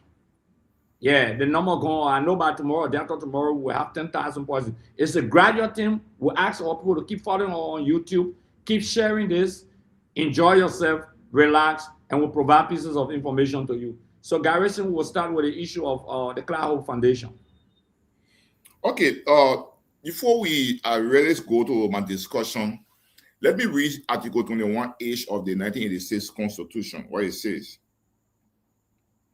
Article 21H, no person shall be held to answer for a capital or infamous crime except in cases of impeachment, cases arising in the armed forces, and petty offenses, unless upon indictment by a grand jury. And in all such cases, the accused shall have the right to a speedy, public, and impartial trial by a juror of the vicinity, unless such person shall have the appropriate understanding expressed with the right to a jury trial. In all criminal cases, the accused shall have the right to be represented by counsel of their choice, to confront witnesses against him, and to have compulsory process for obtaining witnesses in his favor. He shall not be compelled to furnish evidence against himself. He shall not be compelled to furnish evidence against himself. My brother, Article 21H, on the fundamental rights, it's just clear. When in the world you say you want to do an investigation as a government, you don't go to the institution that is responsible, go to GS and other people to do investigation. You're going to court and asking this foundation to furnish evidence against yourself. Clear violation of the Constitution. Because the first thing, there have been no indictment. And if you read the beginning of Article 21H, it says, unless there is an indictment by the grand jury. Where is the indictment? Then you ran to the court. So it beats my imagination how the court will in fact issue that subpoena when there is nothing before them. And nobody will tell you, say, criminal procedure law or this and that. Look, the Constitution is the supreme law. What it says and what will go by. Article 21H says you cannot be compelled to furnish evidence against yourself. You cannot incriminate yourself. So if the people have evidence, let them run with their evidence. Let them go for indictment. But you cannot use the hand of the foundation to carry on indictment against themselves. It's in violation of Article 21H of the Constitution. And this is not the country we envision. The people that came to power and say arrest, and an element of arrest is rule of law. Rule of law means you should do everything in keeping with laws. But for you to just violate the laws, and say we will do it, look, it's a recipe of chaos in this country, and we have to be very careful. My brother, let me tell you, when people knew in the 80s that they could no longer get justice from the court system, that the result we saw in 1990, that the result that kept us 14 years, that the result that killed over 250,000 people in this country. Rule of law is very, very critical, because it's the place of the last hope of mankind on planet Earth. Why you think in the Tenure case, we were so brave to go to the Supreme Court? Because when they would say that's a place of last hope, and the court ruled and said, look, you violated the poor right, you should go back to job. They took their job, we don't care. But Mr. Weir, understanding her background and knowing for the way that she wanted to give back to society, decided to help. And the funny thing is that I was the lawyer for the estate that sold the property to that foundation. So I get understanding of how they acquired that property. In this country, we have to be honest with each other. Let's respect the law. If you think you get all of your government records, stay in the system to finance ministry, and the executive marshal is there. If you think you got anything to investigate, you have the record, you have the books. Go through it, because even the Ministry of State, though, the former first lady of her office to give quarterly report. Use the report. But what is happening in this country between you and myself, my brother, is troubling. It got no legal basis. It's a dangerous sign, and good citizens must stand up and speak about it. We say, oh, people get the power, they don't want to do good. Somebody say, my husband is president. But the poor children are suffering, let me help them. Where you have that school, where I have my property, my brother, I know the place well. So when we talk in this country, there are certain things we should not play with, especially when it comes to rule of law. Because what brought us into conflict in this country? Because people feel and say, well, a president does grab us, he will carry us, and we will not get justice. And when people start to suspect that they will not get justice, the end result is not good. What makes America great? Because anybody can go to court, they will get justice. But when people see the law clear and just come on and violate the law and say, you can't provide evidence against yourself. As a former defense counsel, in our training by the American Bar Association several times, they train us that the defendant cannot provide evidence against himself. That's why when they ask you a question that entraps the defendant, you always object to it. For us to sit down in this country and allow these people do what is happening, I think is not a good sign. So that on regret is Article 21H, you can read it. There is no argument about it. There is no indictment from the grand jury. And now you're telling them, yeah. Garrison, you're loyal. Me, I'm not loyal. The entire thing is political, like I said. I remember a colleague of mine from the Unity Party called me after we lost the election. And I asked him to join the Unity Party. And said, look,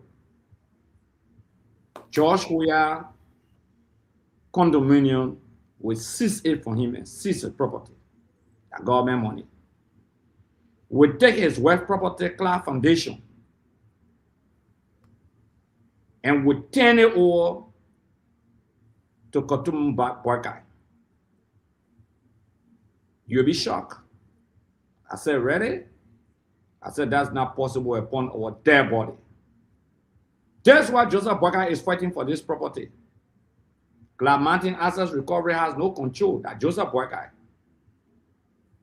You see Kotum Boykai?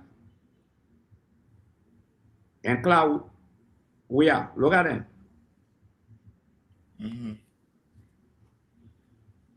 When we lost the election, Clark took her and carried her to Love a Child Foundation. I will show the foundation that they built. They used government money for that Love a Child Foundation. That Clark built. She couldn't dedicate it. She said, "Well, I've completed it. You can dedicate it." Then Clark took her to a foundation and said, "This is my foundation. I built this foundation. I love it with international partners, business people locally, individuals who have fundraising." The current first lady, Kotumu Boyka, said, "Oh, that's great. Myself will go have my foundation." She got a foundation today, Kotumu Boyka Foundation. Joseph Boyka get a foundation. Kotumu went and told Boyka and said, "That Clark Foundation, that's what I want." You know, the woman who fooled something, rubbed her hair and said, "Tell me your secret." That she rubbed Joseph Boyka's hair in the night. There's another Bible story where I think the king, the woman say, "If my daughter dance," or something like that. I can't remember the story very well. You know, I forgot a little bit. But what would be your wish? When are you going to church? My man, I go to church right across the road here. But I know the story now. The girl told her papa, say, I will fulfill your wish. Afterward, the girl ran to her mom. Her mom said, "I for the head of Joseph." And I you? John the Baptist, I mean. I for his head. The king was shocked. But he had to do it. The Kotuman woman, that is seen woman, she's very wicked. When she asked her husband, she said, "I need Clark with your foundation." I went there with that foundation, looking at the same foundation I want. That yeah. Clark called the woman mama. Mama. Call mama. Our man. But she's so ungrateful and wicked, she and her husband. Are they saying to us that when Boyka leave power, he was vice president when he have Joseph Boyka Foundation, a vice president of the country? When he leave power and will come to power, she would take Joseph Boyka Foundation for him. She would take Kotumo Boyka Foundation. For your lawyer, me, I'm not lawyer, but upon our dead body, Joseph Boyka will shoot guns and pick up our bodies to ever in our lifetime allow this era to be turned over to him. He's a joker. I can tell you that Joseph Boyka is a joker, an extreme joker. I want to show you something. I want to show the world something. You know who they're suffering? You know who they're suffering? They want to suffer the kids. They want to suffer these children. The innocent children are going to school, they're free of charge. The babies, some of them don't have parents. They want to suffer them. They want to undermine the integrity of the Clark Foundation so that nobody can help again. Who will suffer? Clark will not suffer. Joia will not suffer. Or will not suffer. They are all good. Professional soccer players, some of them. Very good. But guess what? These are the kids of the market women. Some of our people, these children, some of them are orphans. They don't have parents. If their foundation is not strengthened, you want to damage the international image of the foundation. That's the objective of the Boyka-led administration. And subsequently take the foundation and give it to Kutuma, a wife, their woman here. This woman, you want to give our foundation, the Clark Foundation, to your wife. Take your 4-year project. You got 4-year project. Garrison, let Boyka take a 4-year project and give it. Boyka can take a 4-year project and give it to his wife. Let them there. Look at them. Take the 4-year project and give it to your wife. You want to take someone project, a registered entity.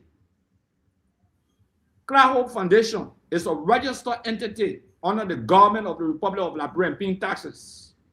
They get a business registration document, everything, they pay taxes to this government here. Everything. They are not indebted to the government.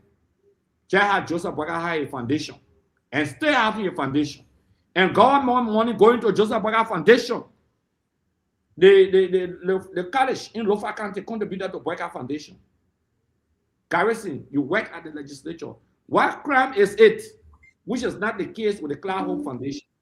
What crime is it for the government of the Republic of Liberia to give money to a private entity? Like for humanitarian reason, that ERWA hospital, the government put ERWA hospital in the budget to pay ERWA worker. It does not mean it's for ERWA. Our man Kun, Vice President Kun, he got a hospital in Ganta. He put it under the government. He still owns the hospital. It's the government that paying the worker, is the government that giving the money. You think a hospital owned by the government Republic of Liberia? It's not owned by the government Republic of Liberia. The day he's not vice president, he will take a hospital. Government cannot take a private property. My friends, Joseph get foundation. Nyomli Kanga has a foundation. Darius DeLong has a foundation. Or Tomo Fala. Many lawmakers got foundation. Garrison, you and I will never have a foundation. There are private institutions in this country owned by private individuals. Garrison, you know and I know that will allocate money in the budget for those institutions because the government can help subsidize some of those institutions. Rachel Nixon, for example, in District Number 8, will put money in the budget to subsidize private universities and colleges in the country. Some of them will put money, even SDA school, the first 2 years. Ford will put money in the budget for them. There's a school, Rat Spring Valley.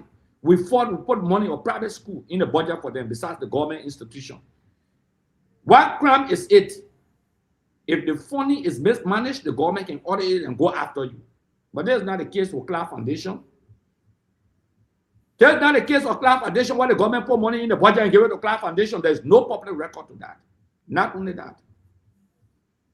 Under the issue of the corporate social funding, NPA can decide. Today, NPA went. They have fundraising program for the University of Liberia. It's not in the budget of Liberia, but they can take their corporate social funds and contribute towards the University of Liberia.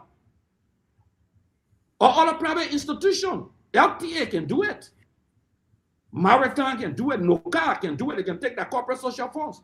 The last time, Swakoko admitted, as head of NOCA, just 2024, she took money under the corporate social fund and gave it to Unity Party market women in Mangibi County. The public record. Yes, the corporate social funds. A community leader here can write NOCA that's in this district. They will help them. They contribute. So assuming that under the corporate social fund, 1 or 2 entities that were rating, they came and made some contribution. How can the government own that project? Guess what? They went to BMC. They said BMC was doing project. They didn't know the project that BMC did. Because you know on the Popo Beach, they should have Clark, the office of the first lady owner Clark, they should have had a project there to build some storage area for the fishermen. But then they paid some of the money, but then when they went to go do the project, the land space, the people had consumed some of the land space. So Love a Child Foundation, renovation, foundation, that they have paid 50% of government money towards on a Clark. They said, no, let's take the other money for the fishery area because for the fishing area that we cannot build and add up to the 50% that we pay to Love a Child Foundation, and we add the money to complete the payment. All the receipts, all the documents are available. So they thought our Clark Foundation, they ran the collector BMC. BMC brought all the documents, all the project. They told BMC to go to provide documents. They sit in the room with the Clark Foundation. The BMC people, when they presented the document, nothing. They say, okay, they're writing now to say, Clark, bring evidence against yourself, all your bank statement. If the government get evidence, if the government want evidence, go to Ministry of Finance. Go to Central Bank, the checks will be there. Get the evidence from Central Bank. Get the evidence from Ministry of Finance, the new government money. But you know what? They want to undermine some donors. Some people, for example, Garrison, you can contribute. Internet, you say, I don't want my name, but I give you $5,000. Some people contribute. Even the program that we may have, like the one guy bought 2 cell phones and said he doesn't want his name to be live on air. Okay, and you demanding that I should tell you who bought the cell phone. My own private initiative, the Clark Foundation private initiative. But let me show you what they thought that it was Clark Foundation. It was the money that Clark used on the foundation. I want to show you something, Garrison. Garrison, before you come in, you see the people, they are wicked. And BMC did this. That A. Kotuma Boyka said that the dedication she did. Let me show you to you. Look here. You see the place here? You see the place it was gutter with fire. They call it lock. I think it's on around the highway. This is the money through the First Lady office. Government money through the First Lady office that is spent on this place here. They couldn't dedicate it because our government time expired. Joseph Boyka went and dedicated it. The asset recovery team thought that the money here that A-Class went and built a place where they were shamed and embarrassed. Now they have nothing. And Boyka just looking for everything that you cannot find zero, telling the people, go bring your bank statement. Now why they telling them? Like you call Akaras Grace, go bring your bank statement. Can you imagine that stupidity? That maximum stupidity? You telling me to go bring my bank statement and give it to you? If the allegation of corruption, go to Central Bank. They got checks. Ministry of Finance. Garrison, you'll be shocked. Garrison, this is the place. This is when the First Lady went. Look at it. All for you that can represent. I know we came before and we made a promise. And it took some time. But I thank God, like you say, that we're able to fulfill the promise for all the children in the facility here. I'm just grateful. I'm just grateful for everyone. And we can do it. Amen.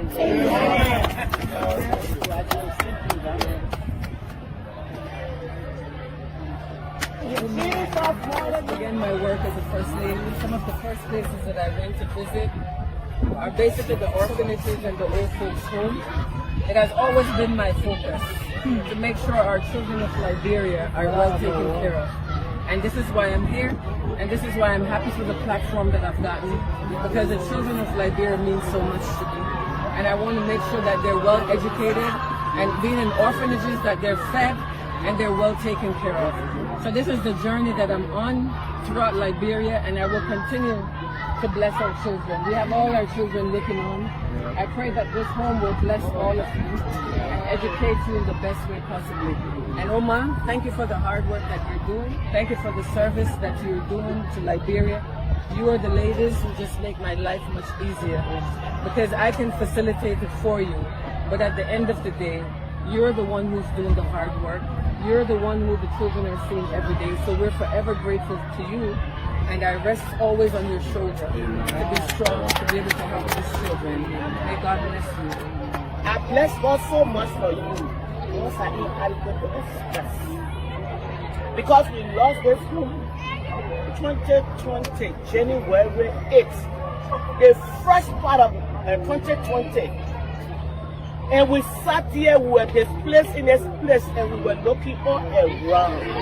No helping from anywhere. But when we saw your team, that team started supplying food to us, and you keep on doing it. You keep on feeding this orphanage. You keep on doing it.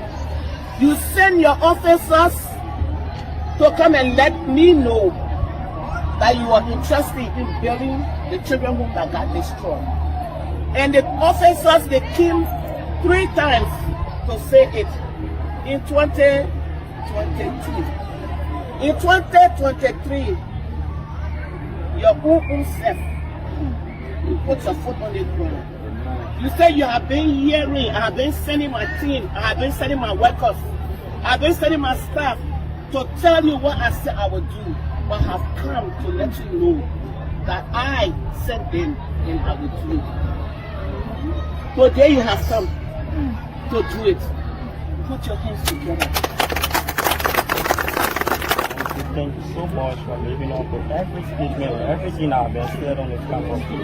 Yeah, for your previous visit last at the connection in here, all that you're doing for our school. A great job wherein you spoke of the student body, you told them that you help them with their school fees. Don't worry about it and so what it takes. We appreciate you for that ever so much. May God bless you and may God bless your family. We are so grateful to have you again here on our campus. And we are honored. We just want to take this time to see you are very, very much welcome here. Every time you're present here in Great Lagos, we feel proud because as a mother,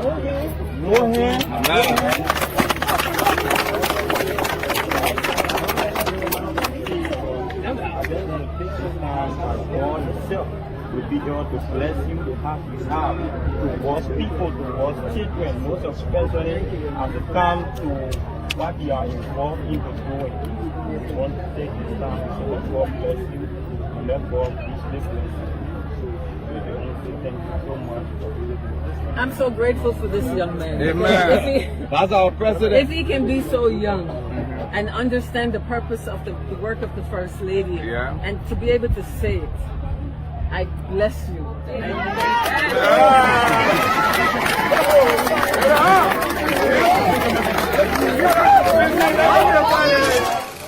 She is me, she is every. Garrison. Yes, sir. That the place there, that the place there, that the place Joseph Boga and we want to dedicate. See the way they're walking each other. That the place there we're talking about, the place that the lady built, that you saw that labor. There's the place. This is the place that Joseph Boga went to dedicate. And she said, this has been my vision. What kind of vision? They call it Love a Child Foundation. Orphanage home. See the way the people were excited. The checks are available. The fundings, everything was made available. How they invited BMC. They thought that government money they took and BMC went and built Clark Foundation with. Behold, that the place that Joseph Boga went and dedicated. Can you imagine that, Garrison? And so, Garrison, we'll close up on this from your end. I'll close up on it. Then we'll go to the next aspect. Yes, so I think on Gray, you stretch all of this, you stretch all the point, and it's important. But I think for me, you on air today. The portion give you hard time. Yeah, for me on this particular issue is that I look at it from the legal background, and I think everything they are doing is it contravenes Article 21H of the 1986 Constitution. You cannot ask someone to produce evidence against himself unless they tell that what Mo Ali said, the data disappeared again on their computer and while they were printing. Because everything is with central bank, the checks there. You can find the document trail at the finance ministry, and the quarterly report that is submitted to the Ministry of Finance is there with them. So there is no need to come after Mr. Weir. And I think what she did is one of the, since we've been having president, to have a president who would think about the children in this country, especially somebody who's not from Liberia, but put herself in the Liberian children's shoe and say, look, empathy, I have to be like them. To be a leader, it's not just to be up there, you got to come down. And for such thing to be happening in this country, and then we want to go against the president who will try to help the innocent children, homeless children, and go to the school and see the children, how they are there. It's sad for this country or this government that came on arrest. One of the key things there is rule of law, should follow the law. If you think that there's something, a foul play with the foundation, go to central bank, go to finance ministry, and stop harassing the peaceful citizens who think that the children are suffering and they need to help the children. So in my mind, it is not legal. Much is in the code. We don't want to talk much about it before the code holds us in contempt. That's why you see I'm continuing to be on. Don't talk about it. I don't want to talk about it. Are you the lawyer? Me, I'm not a lawyer. Yeah, you're the lawyer. I'm not a lawyer. But I will tell you this. I'm not only disappointed in the code. Not the code. Take the code off. The code, Garrison here, I'm not discussing the code. I take responsibility for what I said because you're a lawyer. You cannot talk about the code. But Boyka has decided to weaponize the code against his political opponents. You sit down and allow your wealth to compare you to want to take another person's property. This is sheer wickedness. The Clark Hope Foundation is not a government institution. The ELW hospital is not a government institution. And in fact, there is no crime. If that foundation is going down, this government can put money in the budget to help the foundation, which is no crime, like they have done for other institutions. And like we did for other institutions. The Clark Hope Foundation has nothing to do with government fundings. Series of programs will help for fundraising. International partners, local partners, even the U.S. Embassy went there. The different group of people went there. People contributed. Today,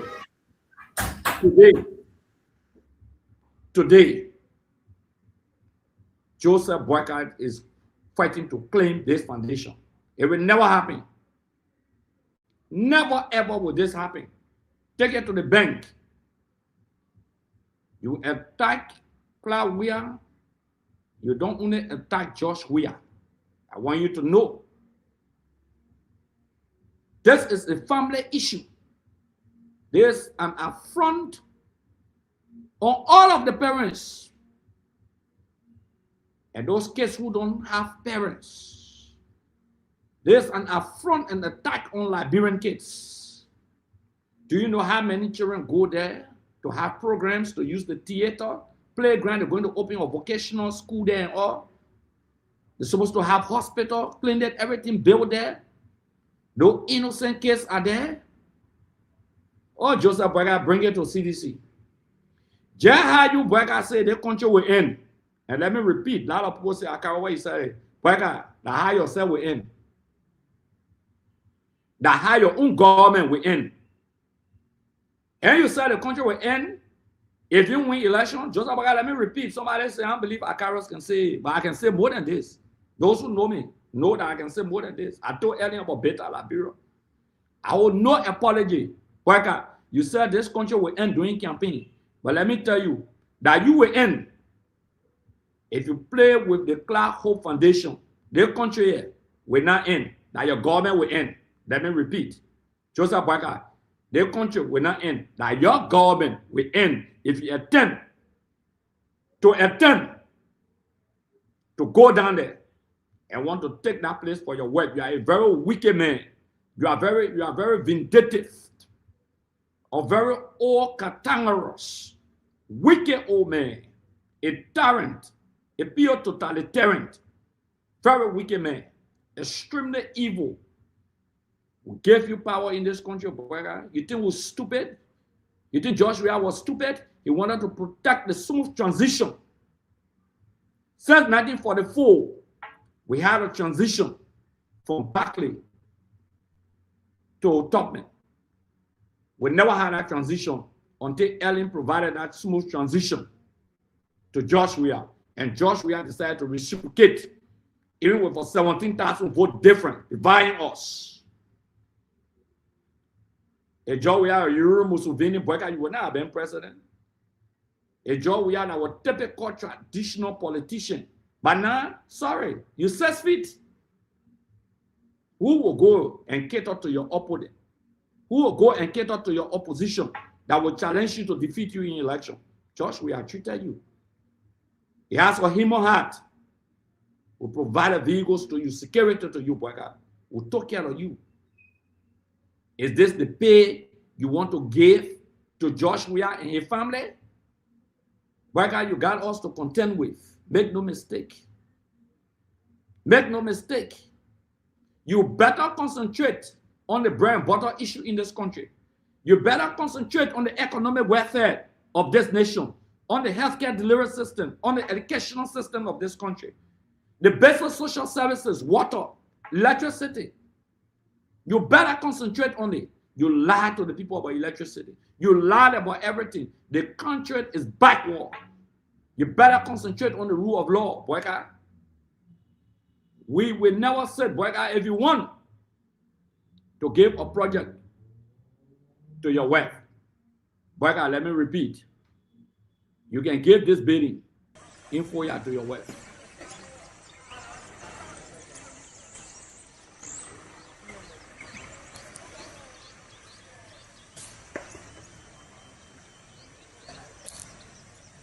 Now your $10 million project, boy, give it to your wife.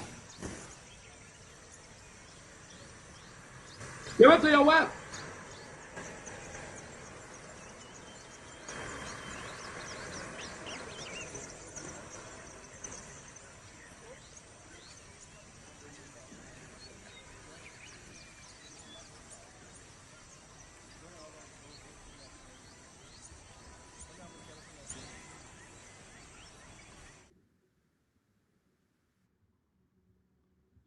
Look at that. Okay. That useless project in FOIA, you call it $10 million project. You lie, you said that $6 million, you ate 10 extra $4 million, you're idiot on the money.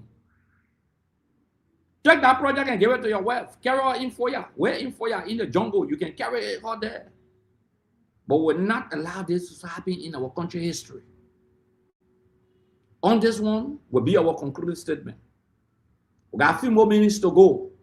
Two more topics, very short. The next one, when we tell you, say, boy, cannot get no project in the country here, you can be arguing. Every day when we talk, they say, oh, our Garrison will soon come back. He went to attend to something, my people. All the project in 2 years, boy, I can show one project. Your own project. He can show it. Every time, boy, I go ungrateful boy, very ungrateful old man. You will go and take your friend a project, you dedicate it, you go, you say you're breaking ground again. At the end of the day, boy, there is nothing you can show in 2 years that you have initiated. Let me repeat. That you, boy, initiated and you have completed in 2 years as a project. You have become the biggest project role in the history of the country, the biggest project role in the history of the country. Nothing you can show. The biggest project role in the history of the country, Joseph Boykai. Let me give you the history of the Ministry of Justice complex. Many of you people don't know. Some people, they don't know. They just go and they just talk. And they just talk because they want to talk. They say, oh, that Samuel Doe project again. Yes, that Samuel Doe project. That Doe project. That's not argument. We are not arguing about that. That is Samuel Doe project. And it's a public record and I can prove it. This is no debate that the ministry complex groundbreaking ceremony that Joseph Boyka just went to go and do. That project belongs to Master Sergeant Samuel K. Doe, Samuel Kayan Doe. That's his project. You know, during the PRC government, let me tell you something. And when Doe got elected, there were a series of projects that the government chose to undertake. Like Doe or hate Doe, I agree. Like him or hate him. But Doe decided that he would take on a series of projects. Whether you like him or whether you hate him, Doe embarked on a series of projects. He built the police station, the National Police Headquarters. Now you all may know and you have been hearing about the National Police Headquarters that Doe built. We all know that. And started the Ministry of Health. The SKD, he built the SKD. We all know about that. The Ministry of Health, like we said, the Defense Ministry that they broke down to put the inter-ministerial complex there. Those started that. The current Central Bank of the Republic of Liberia that will do. Even the National Housing Bank that is still unfinished. That on Ashburn Street there, that Samuel do. So the ministerial complex, I mean the Ministry of Justice near the Executive Mansion. If you go right near the mansion, that road they call it Redemption Road. So you bend on your right hand side, you will see one big hole there. People will waste dirt into it. They carry dirt and waste it into it. Right near the Executive Mansion, as soon as you get bend near the Executive Mansion, Redemption Road, going all the way down to Unification Park, as soon as you bend near the Executive Mansion on your right hand side, you will see a big hole there. Samuel Doe did a groundbreaking ceremony down there for that place. I just forgot about the company. I don't know whether it's Israeli company or some company. They're supposed to build the Ministry of Justice. The Ministry of Justice, a complex for the Ministry of Justice there. One was smaller, they blasted the rocks. A lot of rocks were down there. They blasted the rocks. They broke the rocks. They dug the hole because they wanted the foundation to come from the ground level way down. Unfortunately, they walk in. The Liberian civil crisis scheme. And Samuel Doe, may his soul rest in perpetual peace, was killed. So they couldn't continue with that project. Even if you go to the current Ministry of Lands, Mass and Energy, that whole place there, it used to be part of Basel community. Samuel Doe secured that part of that place for the Ministry of Lands, Mass and Energy to extend the building all down there. So the ministerial, the particular Ministry of Justice, groundbreaking ceremony that our man Joseph Boygai, President Boygai, went to dedicate. My people, that place that Doe started here, when we were small, ask your parents, they will tell you that Samuel Doe started it. Unfortunately, like I said, the war came, so the Ministry of Justice could not have been built. But that place there was a groundbreaking ceremony in the 80s. The engineers went there, the construction company went there, they blasted some of the rocks. They dug that hole to start the underground construction. And Joseph Boygai knows about that very well. And I will tell you why Joseph Boygai knows about that. You know that Doe appointed Joseph Boygai, right? That Joseph Boygai, that's Samuel Doe here. Samuel Doe on my left and Boygai on my right. Master Sergeant Samuel Doe. Samuel Doe appointed Boygai, and all those who work in the PRC government, they call it the People Redemption Council, for some of you who don't know. When the military took over 1980, the People Redemption Council, they made Joseph Boygai man. He worked in soil government, worked in Doe government, he worked as agriculture minister, he worked at LPMC here, he also worked at LPRC here, LPRC. They man, I will be agriculture man, taking care of NPMC, agriculture ministry. Joseph Boygai. He was called Mayor Boygai. He was a Major Boygai, a major in the army. Doe gave all of them rank. That's Samuel Doe here. Why I flag this issue? People say, well, Gray, why you flag the issue? I flag the issue for two reasons. For two reasons. Joseph Boygai is ungrateful. When he did the dedication ceremony, he never referenced Samuel Doe. He never gave credit to Samuel Doe. You work in Doe government, you were appointed by Doe government. They dismissed you for stealing in fight. That malice that Joseph Boygai holds against Samuel Doe, Master Sergeant Samuel Doe. That Doe nephew, Zopeno, senator for 20 years.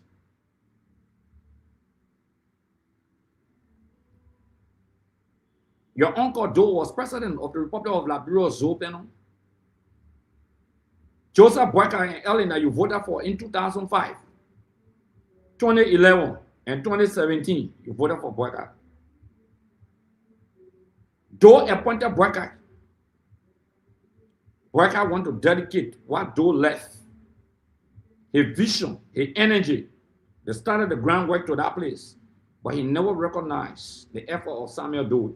He want to erase history. He cannot recognize the effort of President Weah. Boyka want to erase history. Zopeno, what do you have to say? Senator Peno, what do you have to say? Senator Peno, I was even disappointed in you. You say you've been in the country, you have seen a lot of things. You kept your mouth closed. You say past governments been getting 50 cents on rest, Zopeno. Past government been getting 50 cents on rest. Joseph Boyka came to power and changed it. You knew all they want. So you were representative under Ellie. You were representative under Josh Weah. You became senator under Josh Weah, and you still senator under Joseph Boyka. 20 years. As a lawmaker on the House oversight, you know people been taking 50 cents on every back arrest, the executive, every government. But you close your mouth. You say you've been in the system, you know all of these things, but you close your mouth. You are guilty. You say since 1847, government upon government been getting 50 cents, so you are ingrate, Zopeno. You even accusing your uncle Samuel Doe, because you said since 1847, the 50 cents been on rest. Now, Joseph Boyka came and changed it. So you even accusing your uncle Samuel Doe of being corrupt. Zopeno, Senator Zopeno, I hope the people of Grangela are listening to that tonight and honor my voice. The Ellen Johnson Sally you voted for and you supported 2 times, you're even accusing her. Forget about Joe Weah, you're already accusing him. Top men, the rest of the leaders, you're accusing them. You say since 1847, they 50 cents been on rest. That government all been exploiting the Liberian people. But Ude Joseph Boyka changed it.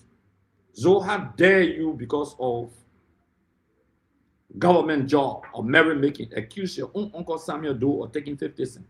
Accuse Ellen you voted for 2 times, Joseph Boyka, or vice president of the country for 12 years. You even accusing him.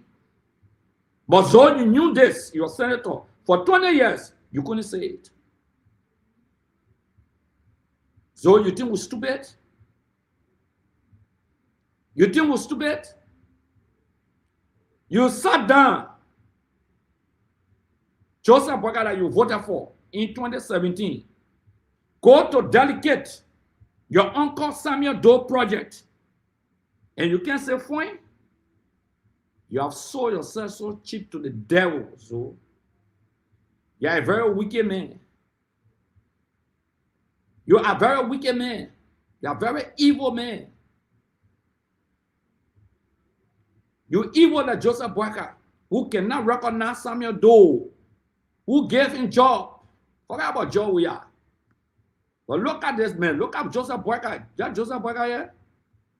They call him Major Boyka. Joseph Boyka. On the right hand side, on my right hand side, like Joseph Boyka there.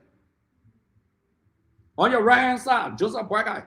On your left, the Master Sergeant Samuel Doe, chairman of the PRC government, the People Redemption Council.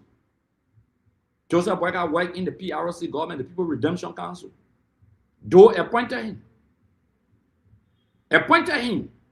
He knows about the Ministry of Justice complex that Doe wanted to build right near the executive mansion. Right near the executive mansion, Redemption Road. They call that road Redemption Road. Right on the right, in the hole there. That the place the Ministry of Justice ministerial complex supposed to be built. Samuel Doe town, they did the groundbreaking, they dug the foundation, everything. Go there today. My people, you still see the foundation there. Joseph Boyka want to dedicate. But guess what? Joseph Boyka said nothing to give credit to Samuel Doe. What an ingrate. Very wicked man. He can do it to George Weah. What's about those who gave him job that he worked for? What's about Samuel Doe? My people, listen and listen well. Who talk about the law, the Minister of Justice? When? Our shameful and disgraceful Minister of Justice. What a disgrace to the country. The Minister of Justice of the Republic of Liberia is a disgrace to this country. A serious disgrace to the nation. How dare Oswald Twe, Minister of Justice of the Republic of Liberia, imagine, how dare Oswald Twe, Minister of Justice of the Republic of Liberia, will go to the ceremony for the Ministerial Complex Dedication Project, the groundbreaking project, the groundbreaking ceremony, where Joseph Boyka went to, I think 2 days ago, near the mansion, that you, Mr. Minister, you know very well that to spend 20 million of the Liberian people money on a project, there must be a budgetary appropriation. It must be captured in the budget. It must be approved and sanctioned by the legislature. It must be sanctioned by the legislature. The Justice Minister is the chief legal man for the entire country. The chief legal man for the entire Republic of Liberia, the Justice Minister. The Justice Minister go to the program, the groundbreaking program, and say the money here, a capture in the arrest agenda. Is the arrest agenda a law? It's a policy document by this government, the proposed agenda. It's not a law. And some of the most educated people in United Party talking about, oh, it was captured in the arrest agenda. The arrest agenda is not a document ratified by the legislature.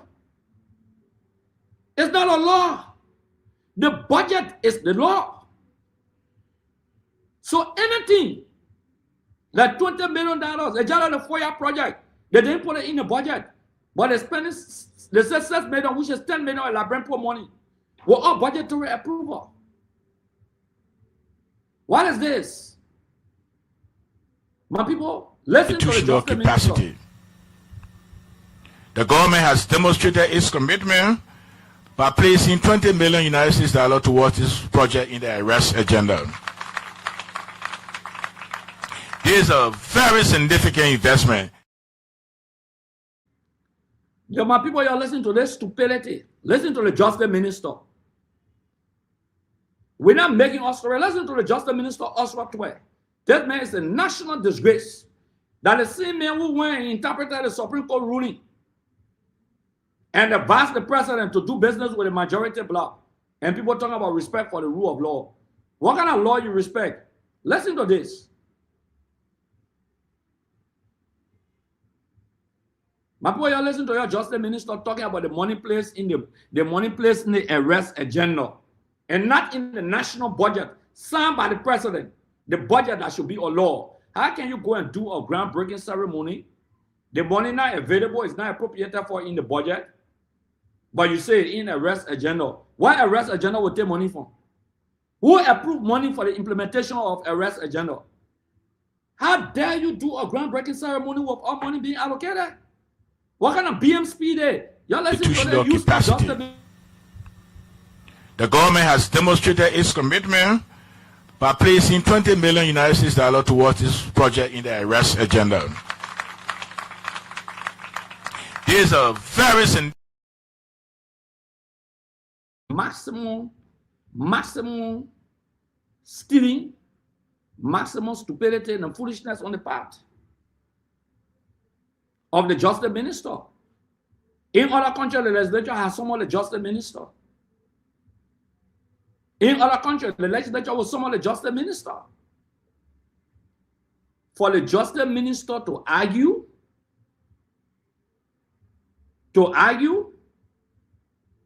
this is what the justice minister said.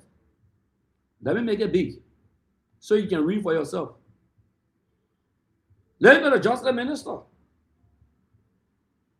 The minister informs the public that no such allocation has been approved or captured in the current national budget as claimed.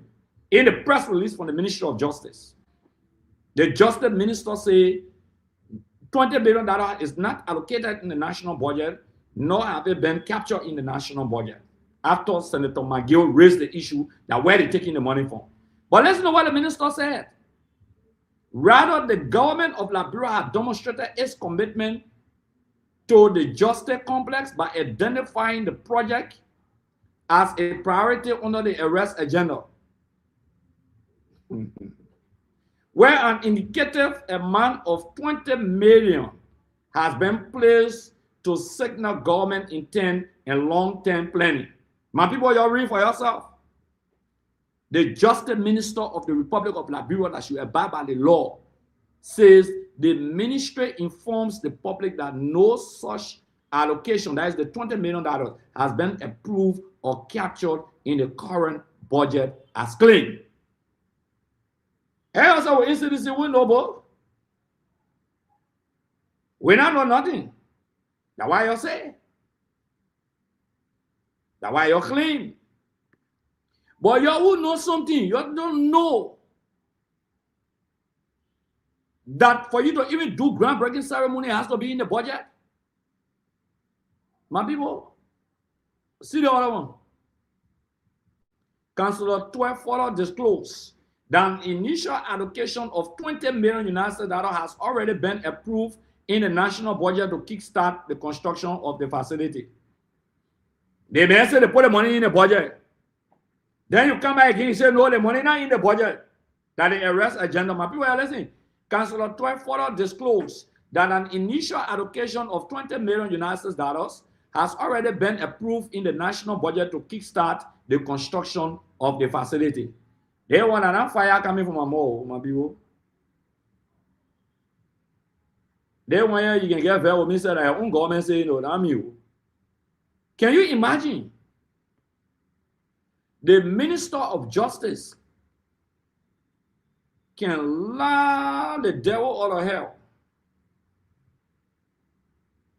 Garrison had a little business schedule, so my people, again, those of you who just coming in, you are tuned into Liberian Action TV. We've been live in Nimba County, Bon County, and Lofa County. We are still making arrangements for local radio stations in Monrovia. Hopefully, we conclude with Banner FM, Kings FM, and that of Freedom FM, hopefully.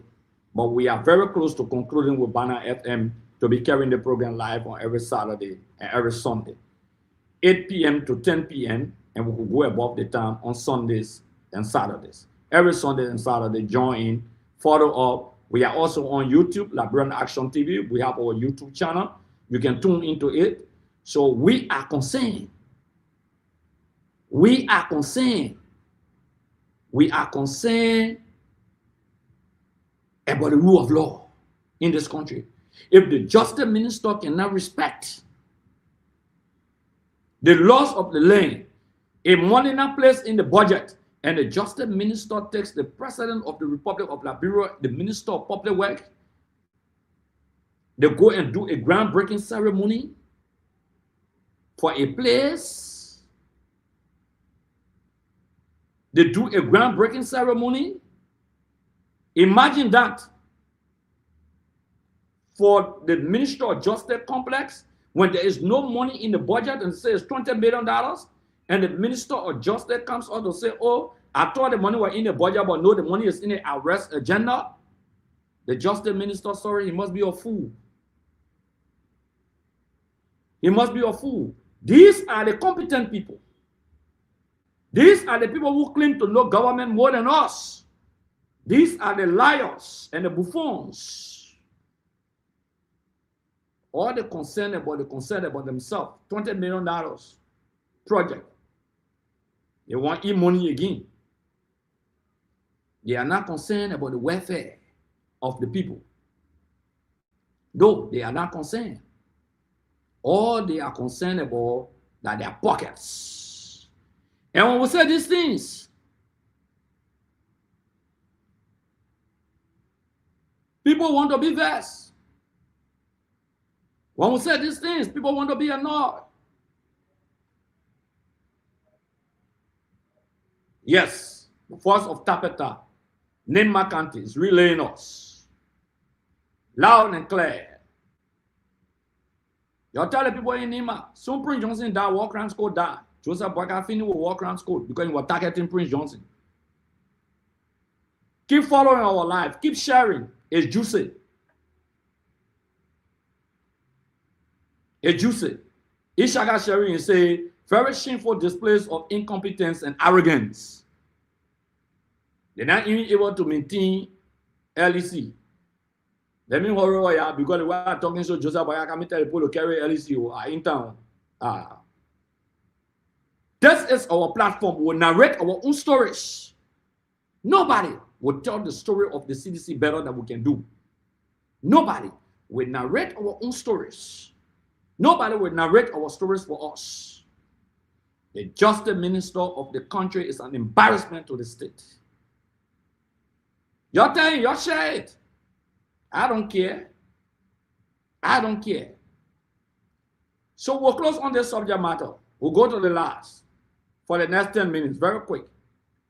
My people, we got to talk about district number 8. You know, usually I don't talk about the district, but I think it's about time that I rise up to the occasion to talk about the district. This district is not only leaderless. I'm not discussing incompetence. But today, with the level of calls I receive in the district and the level of calls that I've been receiving and the concern raised by the people, and with a narrow margin of less than 1% that we lost in this district, we have a stake in this district, we have legitimacy in this district. District number 8, Monserrado County. This is an embarrassment, my people. Let me give you the genesis of certain things. When I was lawmaker for 12 solid years in District number 8, say what you want to say about Akaros Grade, my advocacy in this country have been unbending and unwavering. I stood up against Ellen Johnson Sirleaf and her government. There should have been mass opening of alleys in the district here, breaking down of homes. People went to court. The people came back. You know who I'm talking about. They came back to claim land. Some people say they own the entire Jalastan.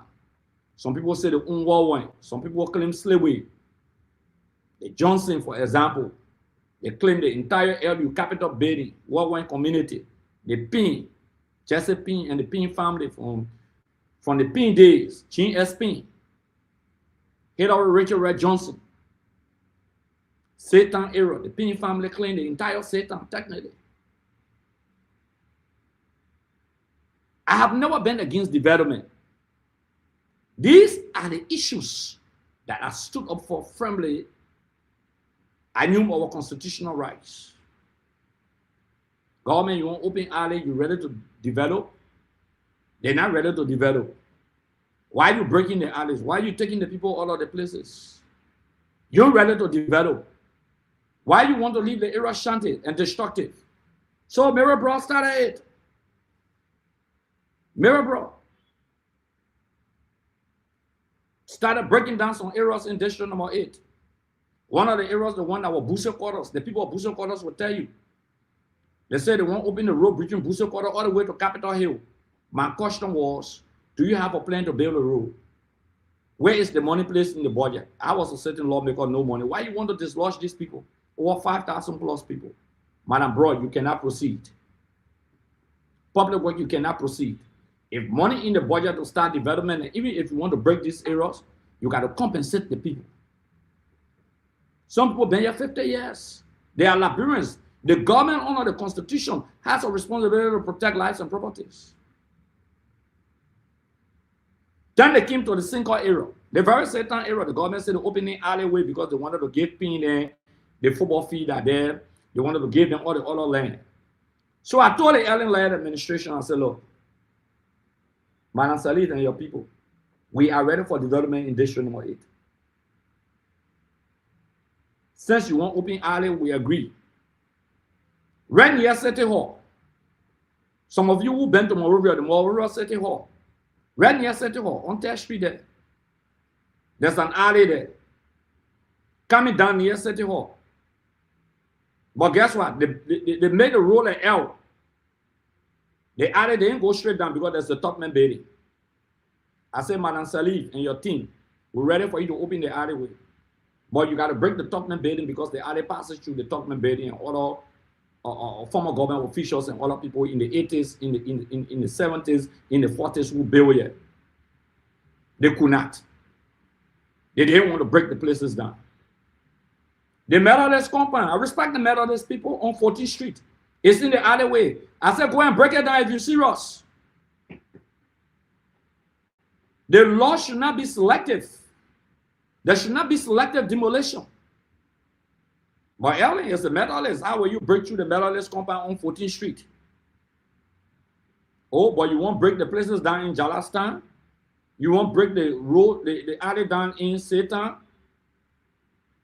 That's what you want to do? You want to break the homes down in Slipway? We want development, but are you ready? Where's the money for development? I told Ellen Johnson and our people, boy, I was there. You were vice president. I said, go to the seaside. Some of the roads, the encroachment by the rich people.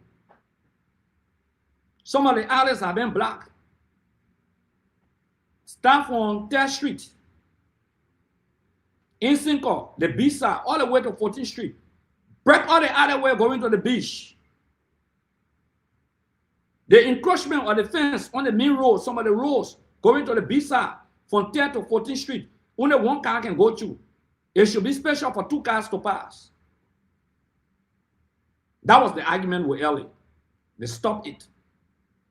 Because if you break the right, you must break the left. Nobody's stupid here. We stood for our people. We didn't shy away. There were moments. Yes, there were moments that I went there myself, even when they took the bulldozer there. I went there and I stood there with the people. And I fought for them. History will remember what we did. I remember there was a ruling from the court to take the entire Warwine community. The Pin family said they own Warwine. Warwine is the community between the red light on Capitol Bypass and Basel community. That community that coming down to Jalastan area there that stopped right near the University of Liberia. That is the community they call Warwine community. From the red light to Basel community and Capitol Bypass, coming all the way to the University of Liberia. That community is called Warwine. When you're coming from town. They want to go break the place down. I think it was on a Sunday, if I'm not mistaken. To display almost 10,000 persons. One family that claimed the entire area. Some people bent there, saying 100 years, 50 years, 70 years. I went there. The people can attest. As a lawmaker, I was a lawmaker. I went there. I said, I agree that the court has ruled. But no sufficient notice. Where are these people going when you're going to break Richard Nixon's school down? You're going to break hospitals, clinics. You're going to break down churches. You're going to break down mosques. Where does the government come in? Even if it's privately owned, the government is under obligation to shelter its citizens. Y'all get one lawmaker passing around like Puff Daddy. Every day he wrote on Facebook, Akara's great. Every day on a page that Akara's great, every week. You know, I've been silent a little bit. But we cannot say that in Puff Daddy, who does not understand representation function. Satan, as a lawmaker, They came to break down certain area. I went there. Irek Nangbe. I interacted with him. One Irek Nangbe, most of you know him. And I told Irek, you cannot do this. Even if the people you're doing business with have this error and they have won the case in court, we got to get the people sufficient notice and we negotiate. Yes, we use our influence, we negotiate that. Those who are being affected, and Irek and the people, they sat together, they gave them some compensation, they peacefully left. That's how they fenced that little area. See what happened today. The last time it happened in Satan. I told them, assuming that the court rule, I agree. The kids are in school in Satan. That means they will not go to school. The school building was broken down today. That insensitivity on the part of the government, on a way will never happen. That's what we want to say about Ellen. But when we flag these issues on Ellen when I was lawmaker, she asked them to put hot. Yes, I must admit to that. All my disagreement with Ellen Johnson. Even same barbecue, opposite same barbecue. People were living to that area when they brought that area down on Ellen. The people claimed the land, they won the case. They broke the place down, but a lot of people were living there opposite same barbecue. Mona Peno, may her soul rest in perpetual peace. She stood for her people, and Ellen got together, called them together, the lawmaker, the senator, she called them together, and they compensated the people at the end of the day because the government should find a shelter. You got hundreds of people who are displaced, some of them sleeping out tonight. They are sleeping also tonight in Satan. Also tonight. The lawmaker refused to even make his presence felt. He was negotiating. But I will tell you why. You know, I don't eat crab machine. I will tell you why. Because he's doing business with the people.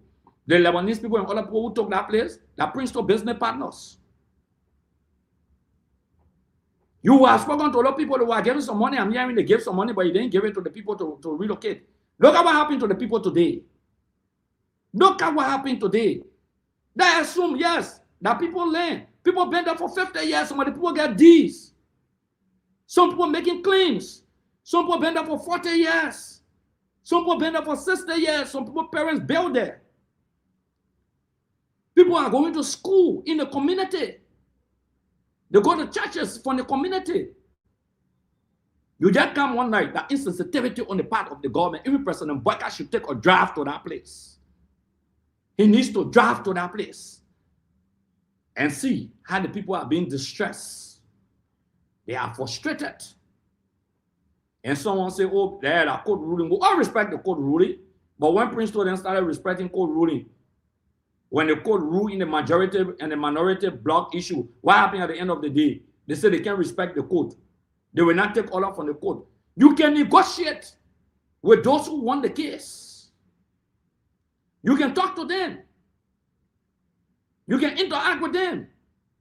In fact, you work with the committee on executive. You can meet the president of the Republic of Liberia and say, Mr. President, a family won a case, and over 2,000 to 3,000 persons may be displayed. Mr. President, they are our citizens, they voted for us. Can you intervene? They will have compensated those people. They will have found alternative. Ellen did it. Opposite same barbecue when Mona Peno and other people intervene on behalf of their people. Who told you that the lawmaker cannot intervene? Nobody telling you say that the lawmaker must violate the ruling of the court. No, it's not what I'm saying. The lawmaker can negotiate with those who won the case. The lawmaker can negotiate with the executive branch of government. I think he co-chairman on executive. He can go there. That his people. That's why they call representation. Today, and I will say this, when Justice Janet bought that property in Satan, and they were about to break that place down, one rainy morning, and I saw that 90-year-old old lady. They put her outside. Her husband owned that place, and they claimed that her son sold the place behind her to Justice Janet. When I saw that old lady that morning, the people came to my house. And I went there, I saw the old lady sitting under the rain, and her son illegally sold that property. And they put that woman all of her life. Her husband was a general before in the army. But when Nima and what happened, certain time they couldn't find up to this day, they never found it. That was, I think, in the 80s. And that old lady cry, and her children cry, or 90-year-old lady has nowhere. It pained me. I took the ultimate responsibility to submit a bill of impeachment on the basis of that abuse of power. I don't have a regret for my action. Though Councillor Janet campaigned against me and brought a lot of people registered in my district to vote against me, that was one of the contributions to my defeat. But I bear the consequences of the action of my people. Pastor community, I went there when they were in distress for the sin land issue. Not just Warwine, not just Charlatan, the place Princeton Bailey, I secure that land. And we agree with the people, if we're going to win, we're going to build a hospital, they will clean it, a community clean it. But he wants so that what he's building there, but I secure that land. And I put a little hut there to secure that place. They used to waste die there whatsoever. We bought that land, we pay for it, we secure it for the community people. We even built a school in Soniwen. I built a school in Soniwen. Bought the land for the community people in Soniwen and built the school for the community people and put it under the government of the Republic of Liberia and put most of those who were teaching there on government of Liberia payroll, and they are still working for government of Liberia. Though the deface, the school structure is defaced. They're not managing it properly. But these are things, we don't come on air with boasts, but every day Puff Daddy is on Akara's grave. Every day Puff Daddy, you get earpod in your ear, acting the Puff Daddy, you call yourself representative for the people. Can you imagine? The people are crying tonight in Satan. Those who can help, you need to go and help. We're appealing to everyone. The people in Satan, they are crying. I'm looking for the video. See what happened to this. See the destruction. Let me see whether I can get that video.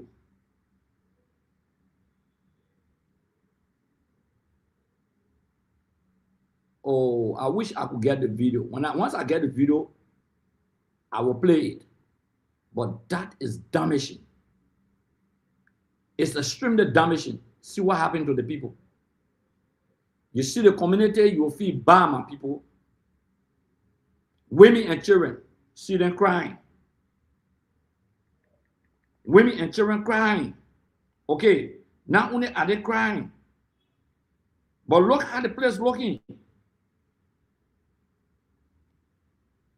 See the mass destruction that went on today. Some of the people don't have nowhere to go. Some people just pay their rent. Some people just pay their rent. Okay, where do they have to go? Nowhere. The government, Boyka government will intervene. I gave the Popo Beach scenario. George will intervene and build low-income homes in Popo Beach, Nukrutan, District 16. Right here, the Invincible Pike, FE, all those shanty structures that were there, he built them. He built them over to concrete. Imagine that. But the government is so insensitive to the welfare of the people. And when people talk, they say that development. Who told you say we won't let development? You let development more than us? What kind of development the government ready for? You let development more than us? Tell me what kind of development the government ready for. Tell me the development. Tell me. The roads they got, they have not even completed the roads. Some of the roads, the RIA road, the stop it, we'll discuss that one. You can't say that. Do you know, and I'm raising this issue again, you will come back, that the Ministry of Public Works been sharing flyers with people in Rock Spring Valley community, Slipway, or Plonko community, or Chogwetan community, Charleston area, they say they coming open alleyway, no money in the budget to pay anywhere. That because of Akara's Gray, you want to dislodge the people thinking that the place our votes can come from? You want to take the people from Morovia? These people will have to be compensated. Interestingly, the lawmaker could advocate with President Boyka to start building low-income homes in some of those shanty areas along the river bank. From Slipway all the way to 12th Street, they come and destroy the whole area there. without any plan, no money in the budget to pave any roads. Nobody against development. You put money in the budget to pave the roads, no problem. You compensate the people. Most of the people get legitimate document. They will leave. When we talk about, hey, you want to talk, I don't talk about District 8 politics a lot, okay, because I'm concentrated on national politics. But when Puff Daly, the ping labor, every day you own Akara's grade, you think you ever Akara's grade? You will take 24 years to equal me in representation, in oversight, and in lawmaking. Not even your vice president of the Republic of Liberia, when it comes to making concrete representation, when it comes to oversight, and it comes to lawmaking, can come close to me. Not even 30% of what I did in the legislature. My stance, my advocacy, the bills are submitted, my representation on behalf of my people. One day we'll discuss it. One rather yet. There's no community in District number 8 that we didn't do some project, even if it's a mini project, we did something that will contribute in here. The 22 communities can show up. Whether that's scholarship, whether that's latrine, whether that's stairways, whether it's a school renovation, whether it's money given to market women, everything. Even Maritime Market, I renovated Maritime Market for over $30,000 United States dollars, but we don't talk about these things. Okay? But let's stick on Satan. Look here, my people.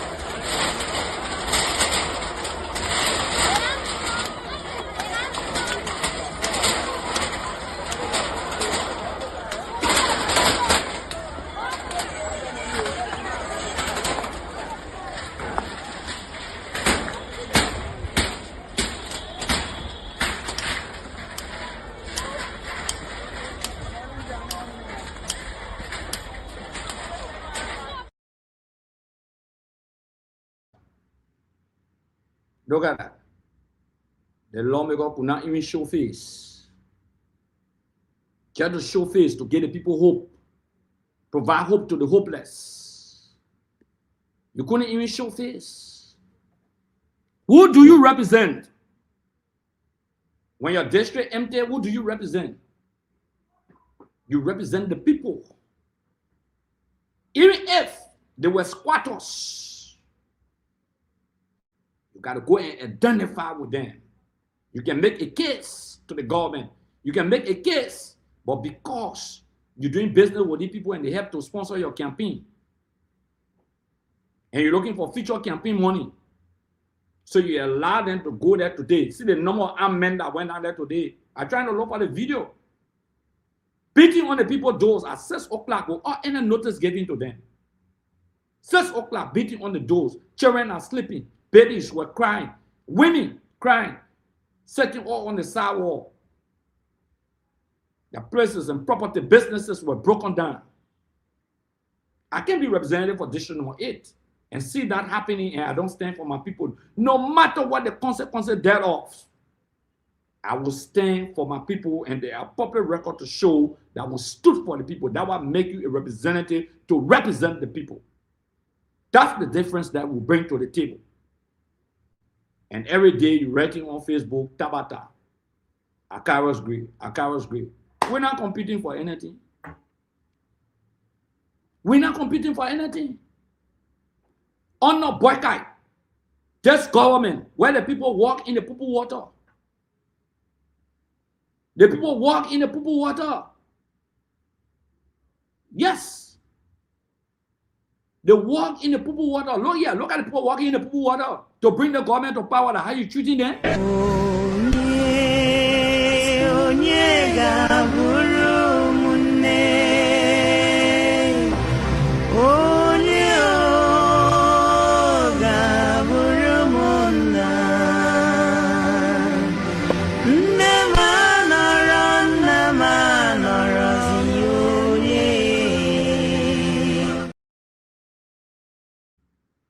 And that's Satan error. part of Jogbeta market. Unity Party won there. The people who sacrifice their time and their energy to vote for you, is this how you treat them? And the government sit down, they say, oh, and our private property. So no, the government is under obligation to provide shelter. And Brigadier appointed somebody to Triple RC, say the person will have a standard function. Do you know? I must tell the people of District Number 8, there's a mass planning demolition. But I want to challenge this government. You want to demolish the Lancer? You want to open alleyway? Go break down Tuckman building near on 3rd Street. In the alleyway. Go from 3rd Street all the way to 14th Street on the B side. All those zero properties that are in the alleyway, go and break them down. Go to the Methodist compound that are in the alleyway. If you're serious, but you want to suffer the poor people, the ordinary masses, those are the people who stood for. When we represented them, we did not shy away no matter what the consequences thereof. When I heard people crying on the phone today, calling for their representative, crying, I hope Sir Joseph, who is the senator for this country and Darius DeLong, I hope they will come to the aid of the people in Satan. I want to publicly call on them to come to the aid of the people of Satan. They need shelter. They need clothing. They need food. We need to help them. We got 2 senators. The representative have failed the people. He cannot go there. Because the people who broke down the place, the people who won the case, the Lebanese people and the foreign business partners are his partners. They're business friends. They're business friends. This is sad. This is sad. But again, you made a decision, my people. But you should not be punished for your decision. You should never be punished for your decision. So to those of you who follow us tonight,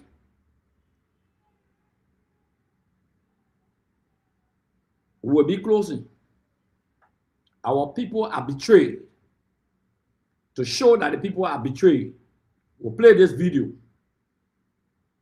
to show that the people of Liberia, that they are betrayed by Joseph Boyka. They voted for him to walk in the purple water.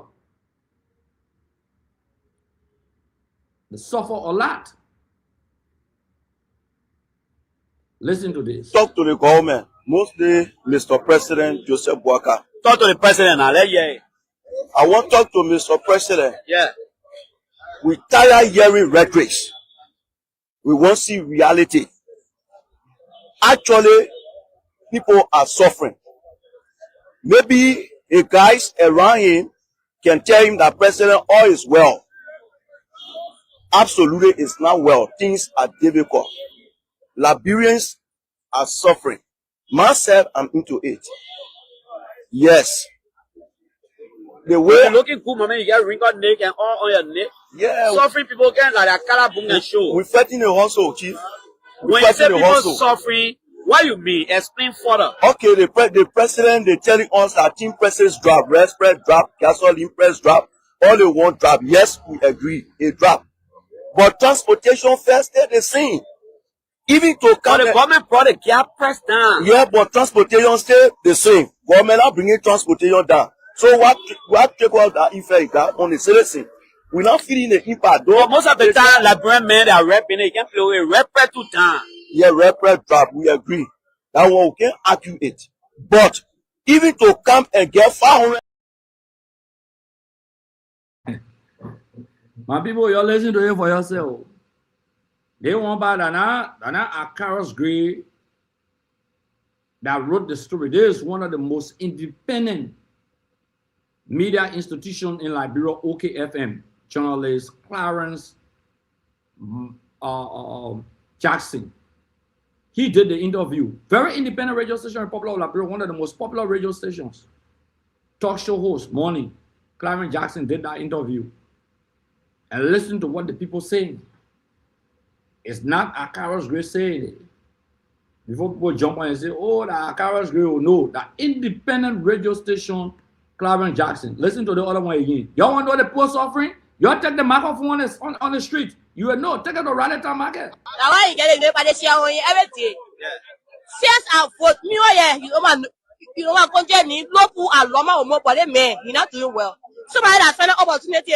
You don't got all men. You get all that broad on it. You will get better. All the lady make facing. That's why we are there. He not doing nothing in the country. Yes, see them men wrong. We are saying he will bring trouble. He will make sure people say, what's it up, bill? That you have to get my father feeding. Who went there? Who pay almost $500 US? They get there to my pa. But I don't know about what said the first time. It was doing job with him. Getting my point. I want to talk about what told you. My pa was sick.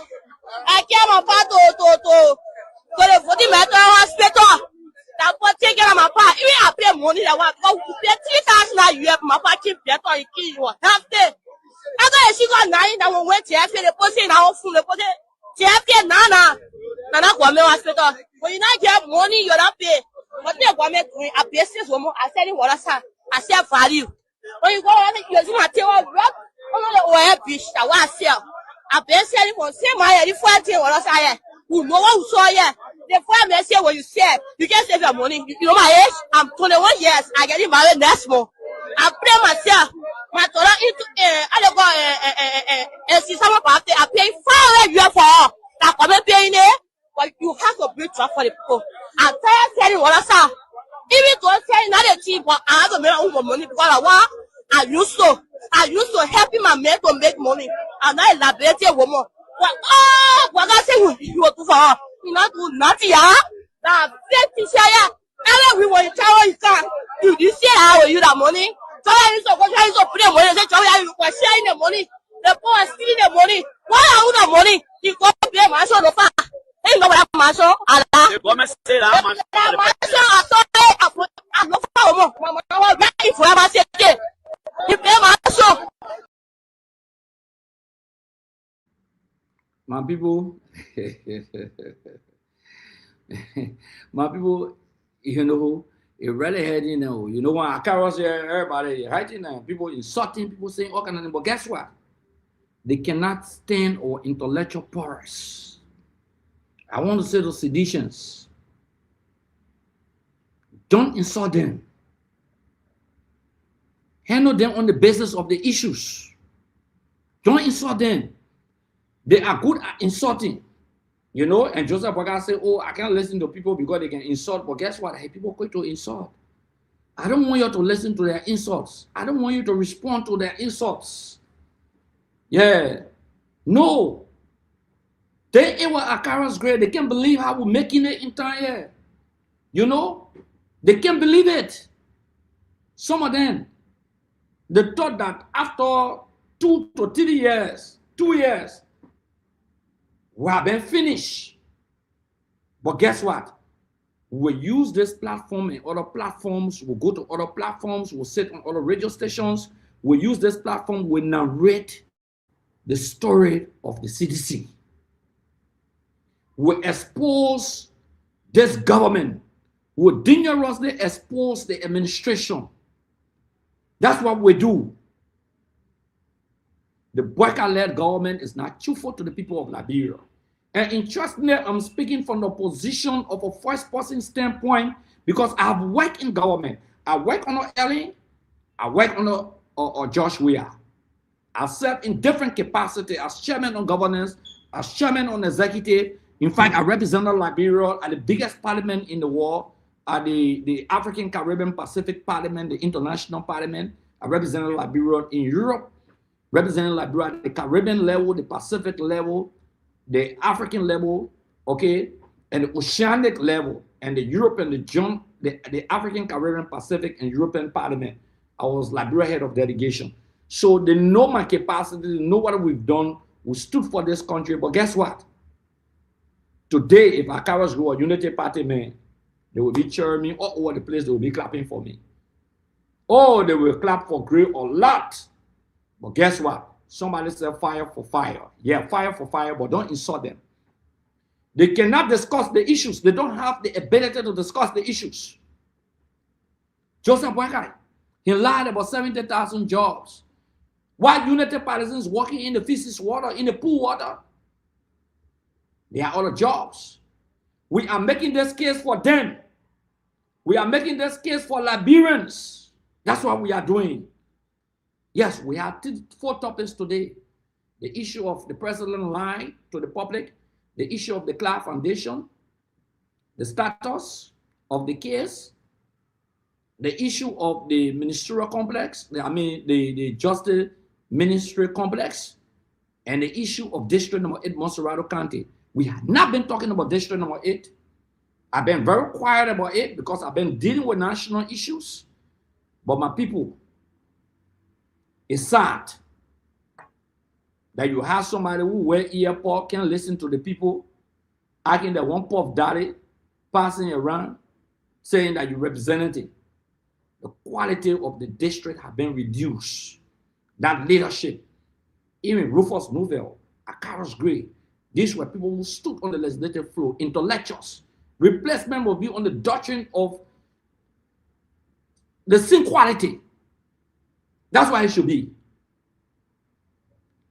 No, when they come here, no. You don't insult them. I want you. No, trust me today. I'm the most tolerant person. So we'll open the line. We'll open the line for 10 minutes. Then we'll go. After that, we'll close. 10 minutes, we'll open the line. We'll receive some WhatsApp calls. Let me put the WhatsApp number up. We'll just open the line here for 10 minutes. 10 minutes.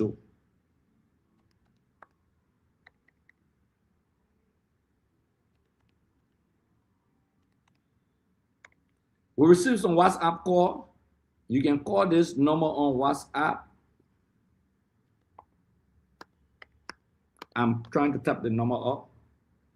It's actually +231 555 222 226. You can call this number on WhatsApp. You can call this number on WhatsApp and we'll pick up your call. Those who want to call directly, you can call on 077. Let me repeat the local line for people calling locally from Liberia that tune into the radio, whether Nima, whether Bon County, whether Lofa County, Morovia. You can call on this number. This is the local line or second number 077 817 4099. 077 817 4099. Let me repeat the local number 077 817 4099. On the WhatsApp for the international, or if you want to call on WhatsApp, you can call on plus. The only WhatsApp call we receive on this number +231 555 222 226. 10 minutes. Receive your call, please. You can call. Yeah, some of the calls have started coming in. So just call for 10 minutes and then we can leave. Those who want to call, you want to make your contribution, you want to add your voices to the topic, you can call on WhatsApp +231 555 222 226. Wow. Caller. Oh, wow. Mr. Caller. So, yeah, we'll be waiting on your call while we are discussing in our conclusion what we are concluding. So, you can call on that number. Local call is 077. Okay, we got a WhatsApp call, I guess. Hello, do you want to participate? Hello? Yeah, do you want to participate? Yeah. Okay, what's your name? Where are you calling from? Just 1 minute, quick. Okay, I'm calling from Buse Quarter. Okay, what's your name? My name is Aman Kane from Buse Quarter. Okay. So, my brother, I really enjoying the show. I very enjoying how Akara really putting the things together. So I know Akara Grace for a long time, and I know what Akara can do. Akara stood for us before. Akara stood for us before. The thing Akara did for me and my community, my brother, I'd like to you. Tomorrow, Akara will come to run. I will be one of those who will stay in the gap for Akara. God know what Akara can do. Okay, thank you. We got another caller. Thank you very much. Just 1 minute. Hello? Hello, do you want to participate? Yeah, hello. You want to participate? Yeah, hello. What's?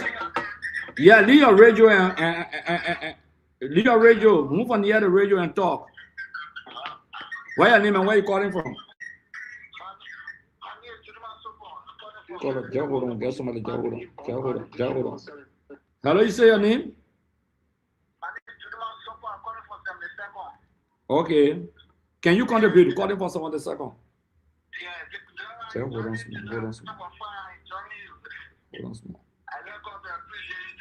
You say your name again? Thank you very much. We got another caller now. Caller, what's your name and where are you calling from? Hello? Yeah, hello. You want to participate? I want to participate. Okay, what's your name and where are you calling from? My name is Abraham Dugle, District Mobilization Chairman for Unity Party in District number 7. Okay. Look, I'm agree. Yeah, Mr. Dugle, go ahead. I just want to make something clear for the public. Okay. We voted Unity Party government not to come in the system where they would disgrace us as a partisan. You say what your name? I said my name is Abraham Dugle. And I'm calling from where? I'm calling from Bon County, District number 7, Bon County. That's a former district. Former district and Unity Partisan? Yeah. Unity Partisan, the District Mobilization Chairman for the Rescue Mission. Okay, go ahead.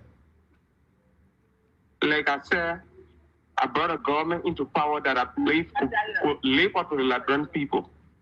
But actually, the government is disgracing us. A lot of things going on. I'm agree. You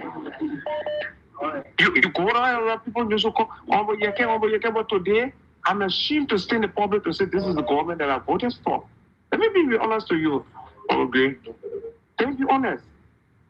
And I wonder why we young people make a decision at the end of the day, we'll regret it. I didn't expect this is a Unity Party government I'm going to see. Wow. For the Justice Minister to be passing around lying to the Liberian people that the 20 million were placed in the budget for the construction of the ministry of the Justice Ministerial Complex. For the President to be giving his sonar, people passing around putting fitting in the President's speech, and the President cannot take any action against it. I'm so frustrated for my. Okay, can you say your name and you're calling from Bon County, right? Yeah, District number 7.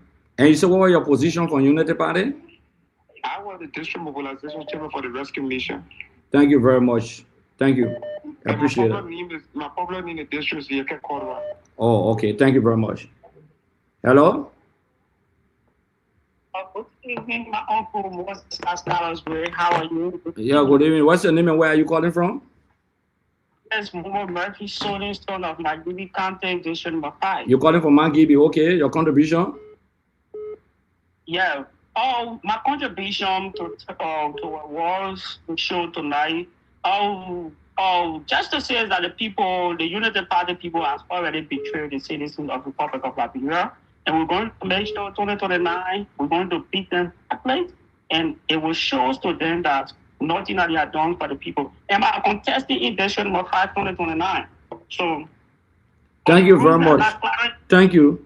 But the rules that are Clarence G. God carry on President, our President George Manuel Weah, are going to beat him flat in District number 5, 2029. Thank you very much. The man running a campaign. Thank you for calling. Yeah. Thank you for calling. Oh, wow. Hello? Hello? Wow, I told you.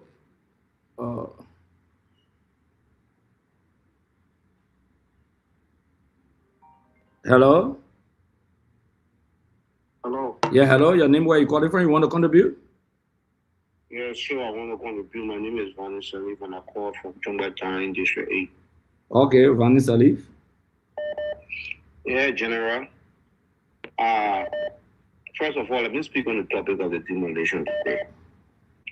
I mean, there are times where sometimes you look at the situation and you kind of want to pity the people condition as to what is happening to them. But again, you can't buy a keke and expect it to behave like a BMW. That's not possible. The district made their own selection, and as they say, for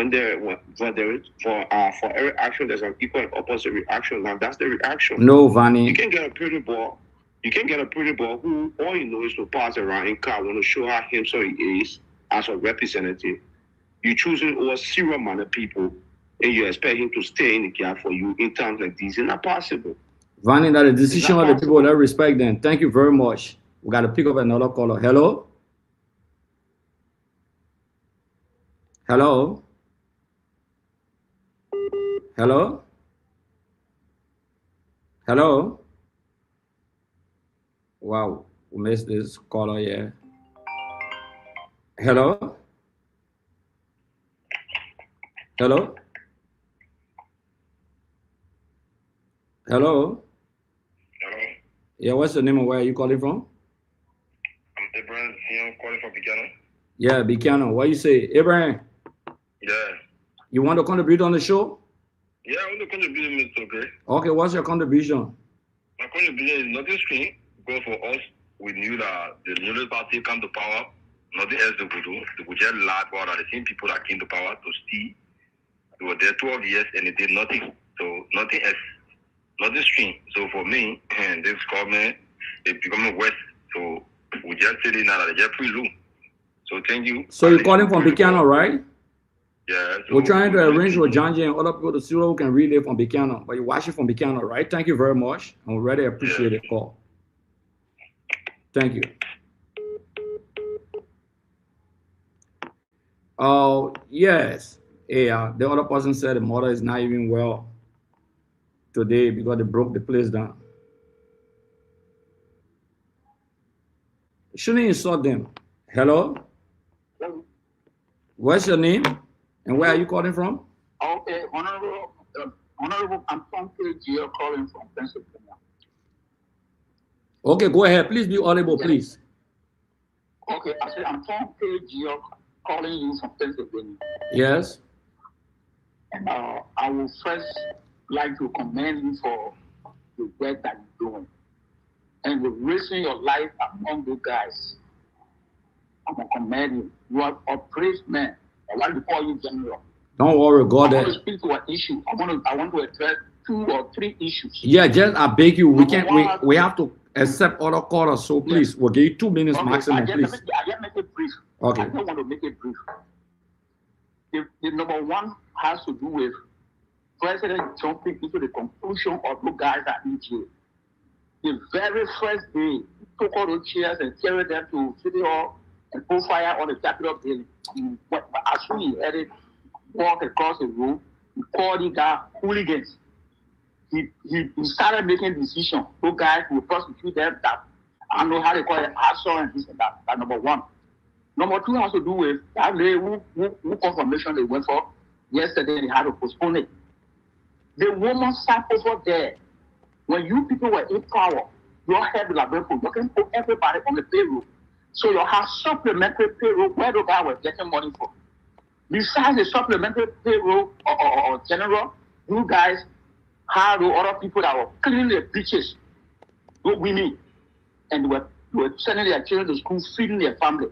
They got there, they grabbed them. The woman had in the president's office, that minister who responsible for employment. Yeah, but we gotta go to another caller now. Thank you very much. The woman had gold name.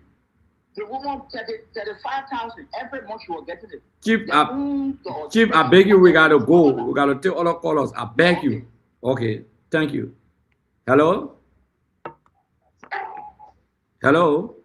Hello. Yeah, do you want to contribute on the show? What's your name and where you calling from? You what? Hello?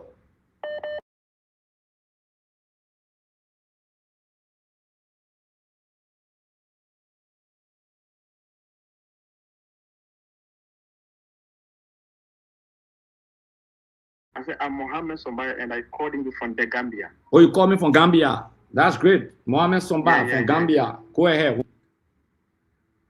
Yeah, General, thank you so much for the topic on the discussion. You know, I can assure you, if Unity Party, whenever you criticize them, you are, they can use like some profane language to say you stupid, you like this. But if you can put it on your page tomorrow, on your Facebook page tomorrow, you say you are a unity partisan now. You are no more supporting CDC. You will see how Unity Party will refer to you. They will take you as their heroes. They will put Don't mind it. The politics, man. Yeah, the politics. But thank you so much for the topic. Thank you so much. Thank you very much from the Gambia. Yeah, thank you very much. Yeah, we'll take 5 more callers and we'll call it a day. We got to call it a day, my people. The calls keep coming in. We got to call it a day. And I can understand the call keeps coming in. Please, the calls are coming in a lot. Hello, your name, where you calling from?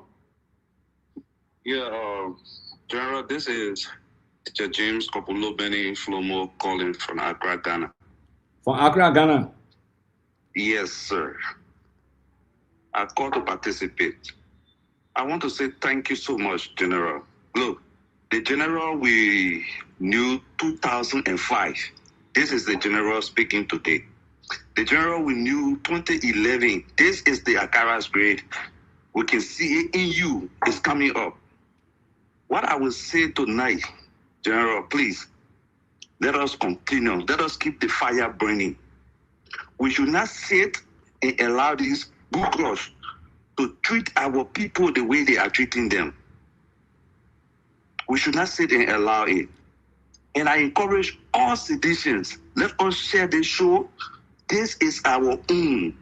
Let us share this show and invite others to join this platform that we will make it big and tell our own stories. We should not sit there. Yeah, tomorrow will be at the same time, 8 o'clock. Tomorrow, 8 o'clock, in Broadtown. That is like 3 o'clock U.S. time. I don't know what will be the time to your place by 8 o'clock. But I want to say thank you very much. Yeah, and always, anytime they show on, General, I will be on until the show can finish. Thank you very much. We'll provide information. Don't mind the people that will insult Akara's grade. It's normal for people to insult me. I will take all the insults. Yeah. My job is to take the bullets, take all the insults, no matter what to say. Wow. Oh, wow. This guy is sending me a lot of things. The Unity Party Fellow will call and sending me a lot of information. We're hearing Jeremiah Kuhn that he's disappointed and frustrated. I will try to take his number and we'll work with him. Okay, he said the government has failed. He called from Bon County. He's sending me a lot of pictures. Okay, and let me see whether I can put one of the pictures out later on. But he sent me a picture with him and Jeremiah Kuhn. So we'll take the last 3 quarters and we'll call it a day, please. We'll take the last 3 quarters and we'll call it a day.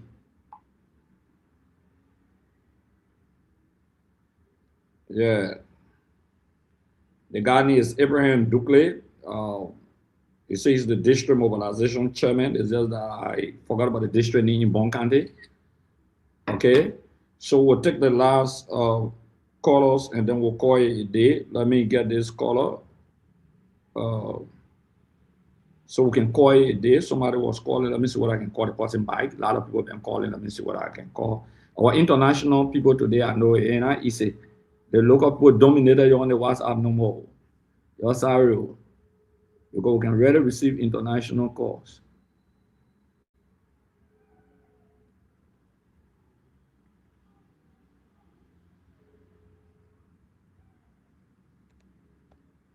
Yeah. So let me see what I can get this guy. Well, I just want to say thank you very much to all of you who call on this program. Those of you who made your contribution. I want to assure you that today the others have some problem. You know, LEC has a challenge. We have a challenge. Some of our people couldn't be on. But we'll continue with this program. And I want to assure you that we narrate the stories. We will not allow these people to narrate the stories for us. We will not allow that to happen. This will not happen in Liberia again. Okay? We have learned a lot. Okay? Because these people narrated the story, everything that Joe we are, everything. All that last are job we are. Everything they talk, job we are. So they fellow sent me his picture from Bon County who call on the show. Okay. He said he mobilized for the Unity Party a lot in Bon County. He's not making up stories. Okay. He even sent me a picture with him and the party chairman. Okay. He just got to tell me who part of Bon County so we can get in contact with him. I will call him tonight after the show so I can talk to him. They call him Abraham Dukley. And this boy is saying the truth. He disappointed in UP, and that's not the reason that they voted him to power for. And he's been very clear and he called on the show. So again, Abraham Dukley want to say thank you very much. I will personally reach out to you tonight and talk to you. The CDC is very open up to you and open up to everyone. So our distinguished followers tonight, I want to say to you, don't insult anybody, especially to my fellow seditionists and those who here, don't insult, don't be false. With them, let them insult. I will take the beating for CDC. I will take the beating for the Liberian people. But again, we want to say that President Boyka cannot touch the Cloud We Are Foundation. You want any foundation, go, Mr. President, go and make sure that you give FOIA to your wife. If that's why you want, send that woman being you won't bring it here, give FOIA project to your wife. You hear, my man? We're not here for that. Now, every day you talk Akaro's grade. Y'all listen to that thing here. We'll close on this note. We'll close with few videos, important videos. We'll close with these videos. First few videos, we couldn't even talk about the health workers. We'll talk about them tomorrow. Okay. But we'll close with these few videos. I want you to listen, oh. My people, these videos are very, very important for you to listen to. Listen to the other reckless justice institutional capacity. The government has demonstrated its commitment by placing $20 million United States dollars towards this project in the arrest agenda. This is a very significant investment. Hey, my people, how can government put money in arrest agenda and not in the budget? Can you imagine that? What sense does that make? That is sheer stupidity. Look at the other one again. That is 70,000 jobs here, my people.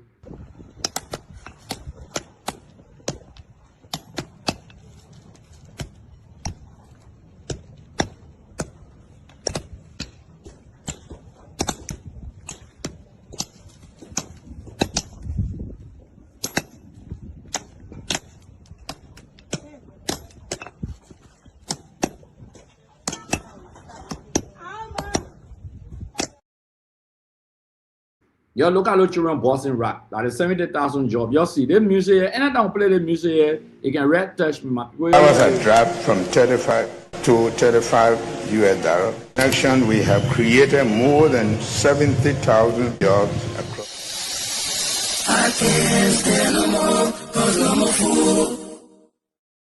I cannot go to school, cause no more money. I can't stand no more, cause I'm a fool. I cannot go to school, cause no more money. Hey yo, excuse me, Mr. Journalist. I wonder how you make your headlines in the press release today. Although I read the news every day, but I'm really still getting confused now. The people are really, really suffering in this country, my people. There's no joke about it. They are really, really, really suffering. Let's know how Kun described Joseph Boyka. He knew all this, but they just took the old man and put trouble on. These things could happen behind the scenes. So I supported Joseph Boyka, knowing that by 2023 he'll be tired. Okay. Knowing that 2023 he'll be tired, he could have a good heart, everything good, but the brain is going down. You're not holding the end, you're moving down the hill. This is nature. My father, right now, I buy him paper. Every day I gotta buy a paper. There's a man who bought me paper before.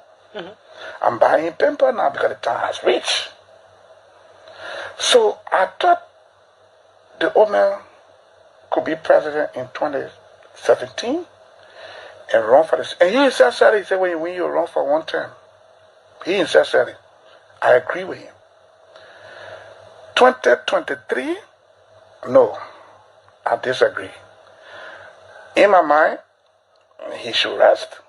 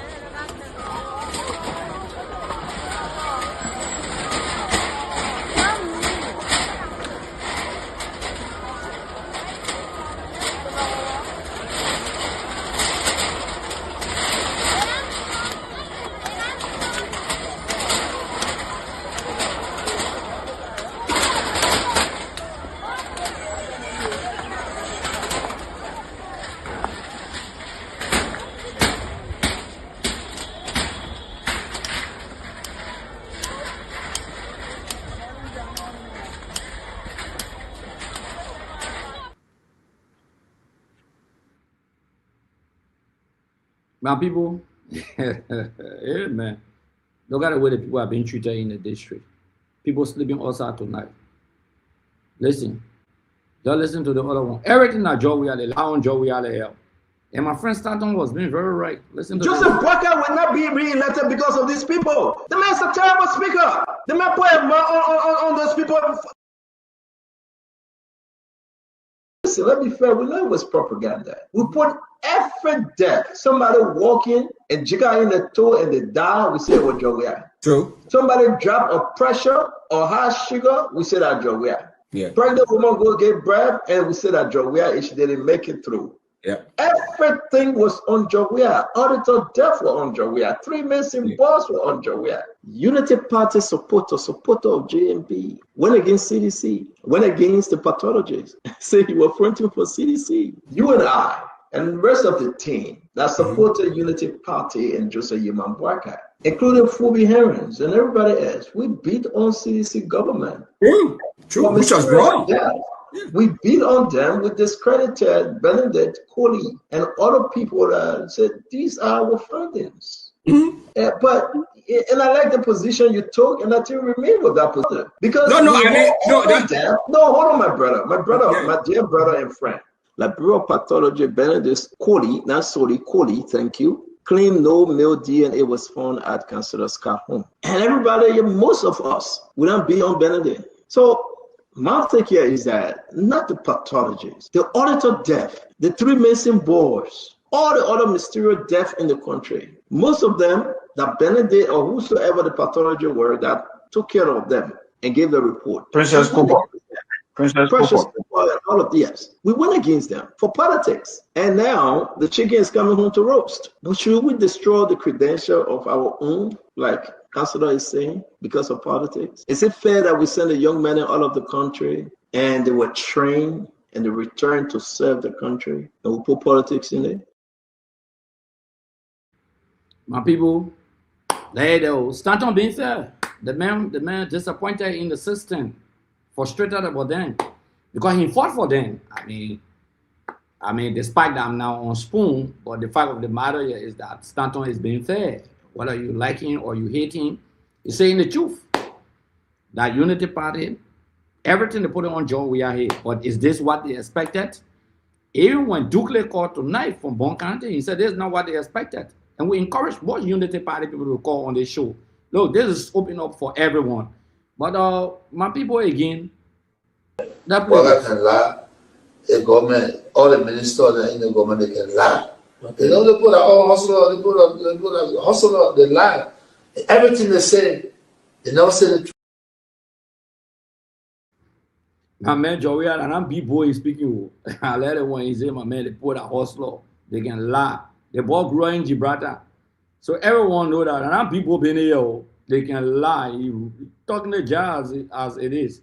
Listen to him again. Let me play my man thing here. Listen to my man. Boakai can lie.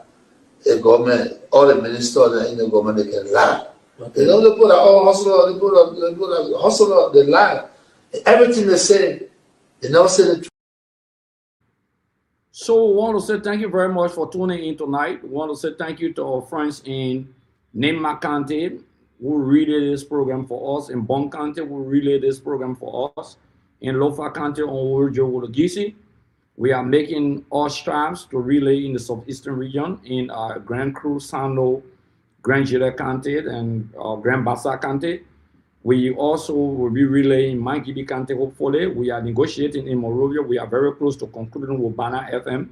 We're talking to Representative Abu Banan Kamara so that this program can be carried at least on a radio station in Monrovia and across so that we can have more people. This is our own platform, and we must tell our own story. We must narrate our story and not to permit other people to narrate their story.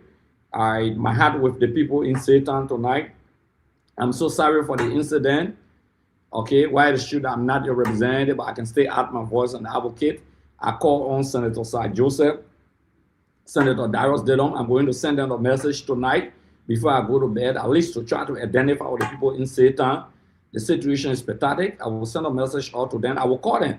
Okay, if I don't call them, I will text them so that they can help the people in Satan, because the representative has failed the people. Maybe they can bring in there all the shame, okay, to cater to the people, but we do that. We call on national government, we call on Joseph Boyka, we call on other humanitarian groupings, people who are concerned to go to the aid of the people in Satan tomorrow, Sunday or Monday. Please just carry, you can carry food, you can carry clothing, you can carry bedding, just anything you can carry for them. I mean, this is how I can help. Okay, I may not be in the position of the voice to do everything, but this is how I can help. I can advocate, I can use my voice. And I'm appealing to those of you who believe in me, those of you who don't believe me but want to help, please go to the Satan community tomorrow and help the children that displayed, the mothers, okay, the elders and other people that are there, trying to reach out to them. Please, this is my appeal. I call on people in the government, people also have the government, humanitarian groups to go and help our people. It's very important.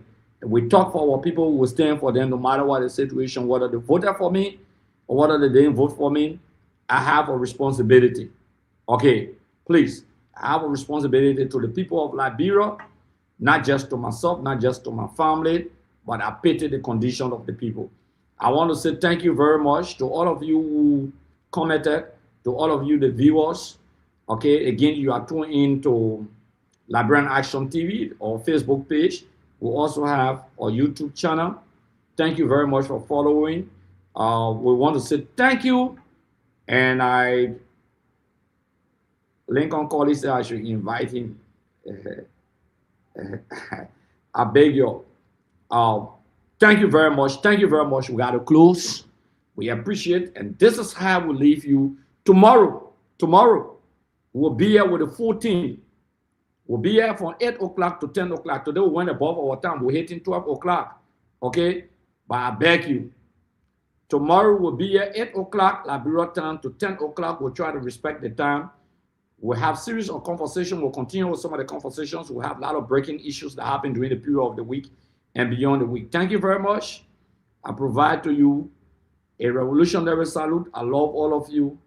Have a good night. Have a good morning. Have a good evening. It depends on where you are around the world. Thank you very much. See you. Thank you, Garrison, for coming on also. I know you have some family issues to discuss. Thank you. Have a wonderful night. We love you all. Whether you support this cause or not, we love you all. This is your platform. Share it.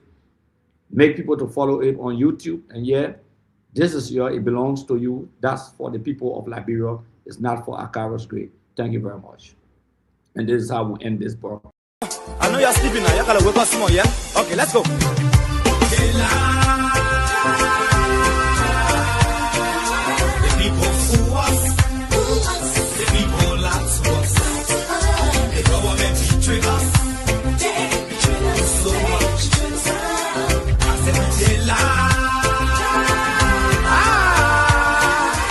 People fool us, the people lie to us, the government betray us. They can lie, they can steal, they will not. I said we tired with their lies, we tired with their promises. that left us to a lot of damages. We tired with that speech they preach indeed, and now you need to deceive us. The thing we saw, it frustrate us. So why did you lie? Why did you steal? Why did you allow the citizens to beat? You see, we just tell you that why we voted you. But you fool us, you screw us, you use us and later on abuse us. So why? The government should lie. Why? But that the question that we ask.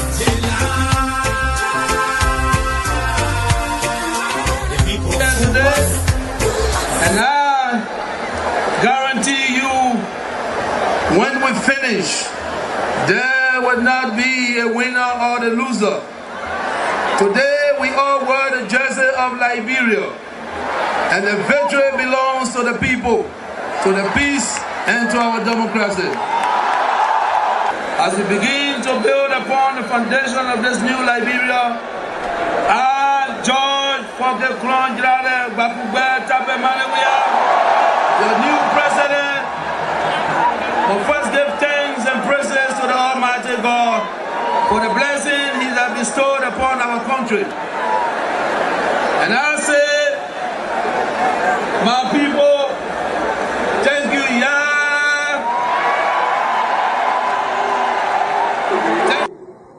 The supporters of His Excellency Joseph Boakai presents him as a poor man from Lofa, and I said that he will understand the plight of the poor people. Fellow Liberians, do not be fooled. First President Boakai is not poor like you, not even as me. As Vice President, his office received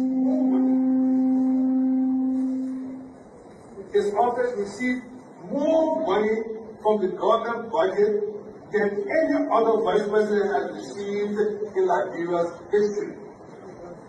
He has enjoyed some of the best and most lucrative government jobs.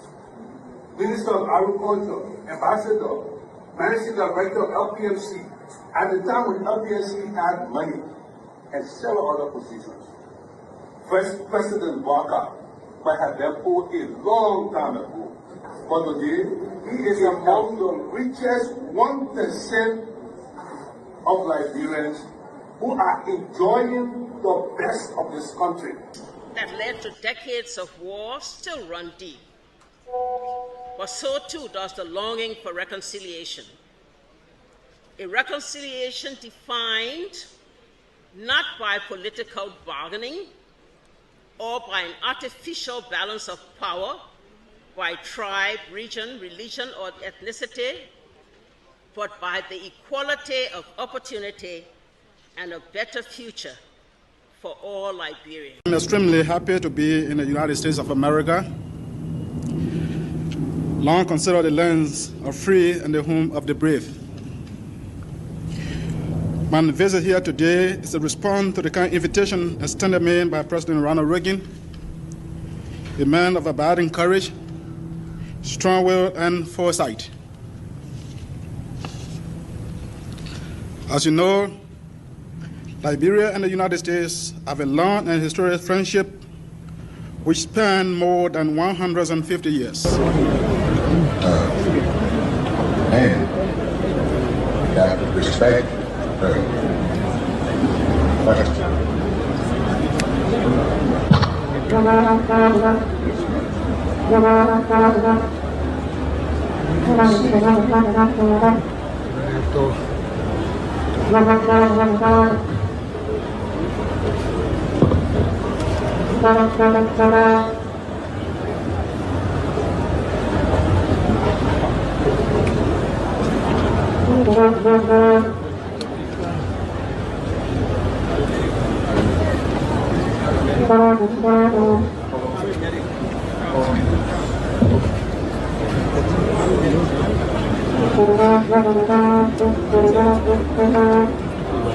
what I call sort of vicious lie about the fact that Mr. Kobe is gay or bring gay lifestyle to Liberia is complete bullshit. When people can accuse you of stealing people's money, when they can't accuse you of being involved in the war, anything, people don't make up stuff. They don't make up shit. Excuse my language, right? So it's complete nonsense. I mentioned earlier, I don't know if, I'm sure you were here, right? You playing the game, right? I'm married to Teresa, 2 children, 5 grandchildren. I believe in traditional family values, so it's complete bullshit, complete nonsense. I resigned May 11th. When on the start of the new session, after the president of Liberia, after our Supreme Court victory for us, and the president made his now famous speech that they will continue to work with the so-called majority, even before defining what that majority was going to be, because we're going into a new session. We decided that to avoid the continuous confrontations and acrimony at the legislature, we decided to step aside. So we resigned. They never got the votes to try us or remove us, and we maintain they would not have gotten the votes. There is a reason why the Constitution requires a supermajority, and if we wanted to go by the rule of law, and we should go by the rule of law, 49 votes were required. That was never attained, so we resigned. I'm too hard on the CDC. You know, it's for reasons sometimes, Akaro. The big ball that CDC dropped, it was right, one of it was right here in Nimba. My brother, let me tell you something. There's nowhere in the world where hundreds of candidates participate in the election. And in the second round, only 2%. And the number of vote cast in the second round is more than the first round. It's not possible. That's what happened in Nimba. He is adjusting. Watch this moment without any commentary.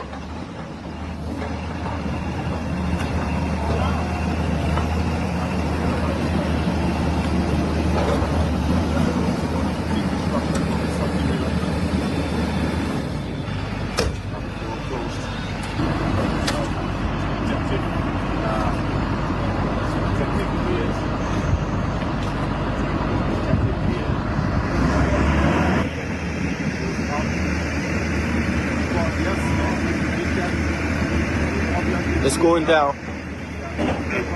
First blow. There you have it. Because the party felt betrayed. The Salif-led administration was splashing jobs and cash and political cohesion, arresting our people arbitrarily, putting them behind bars. The CDC got challenged. We braved the storm. We challenged the status quo. We never surrender. The first 6 years we never surrender. 12 years we never surrender. And this party we never, with emphasis, ever surrender to the evil forces.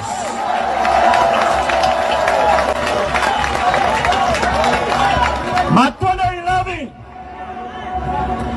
3 of our soldiers were executed on this party ground. 2 at the back and 1 right at the headquarters. The man who shot and killed our people today is a darling boy in the Liberian National Police. They brought him back to shoot more guns. Get ready to shoot. Because we challenge the status quo appropriately. Kuma was murdered on this battleground. The boy was killed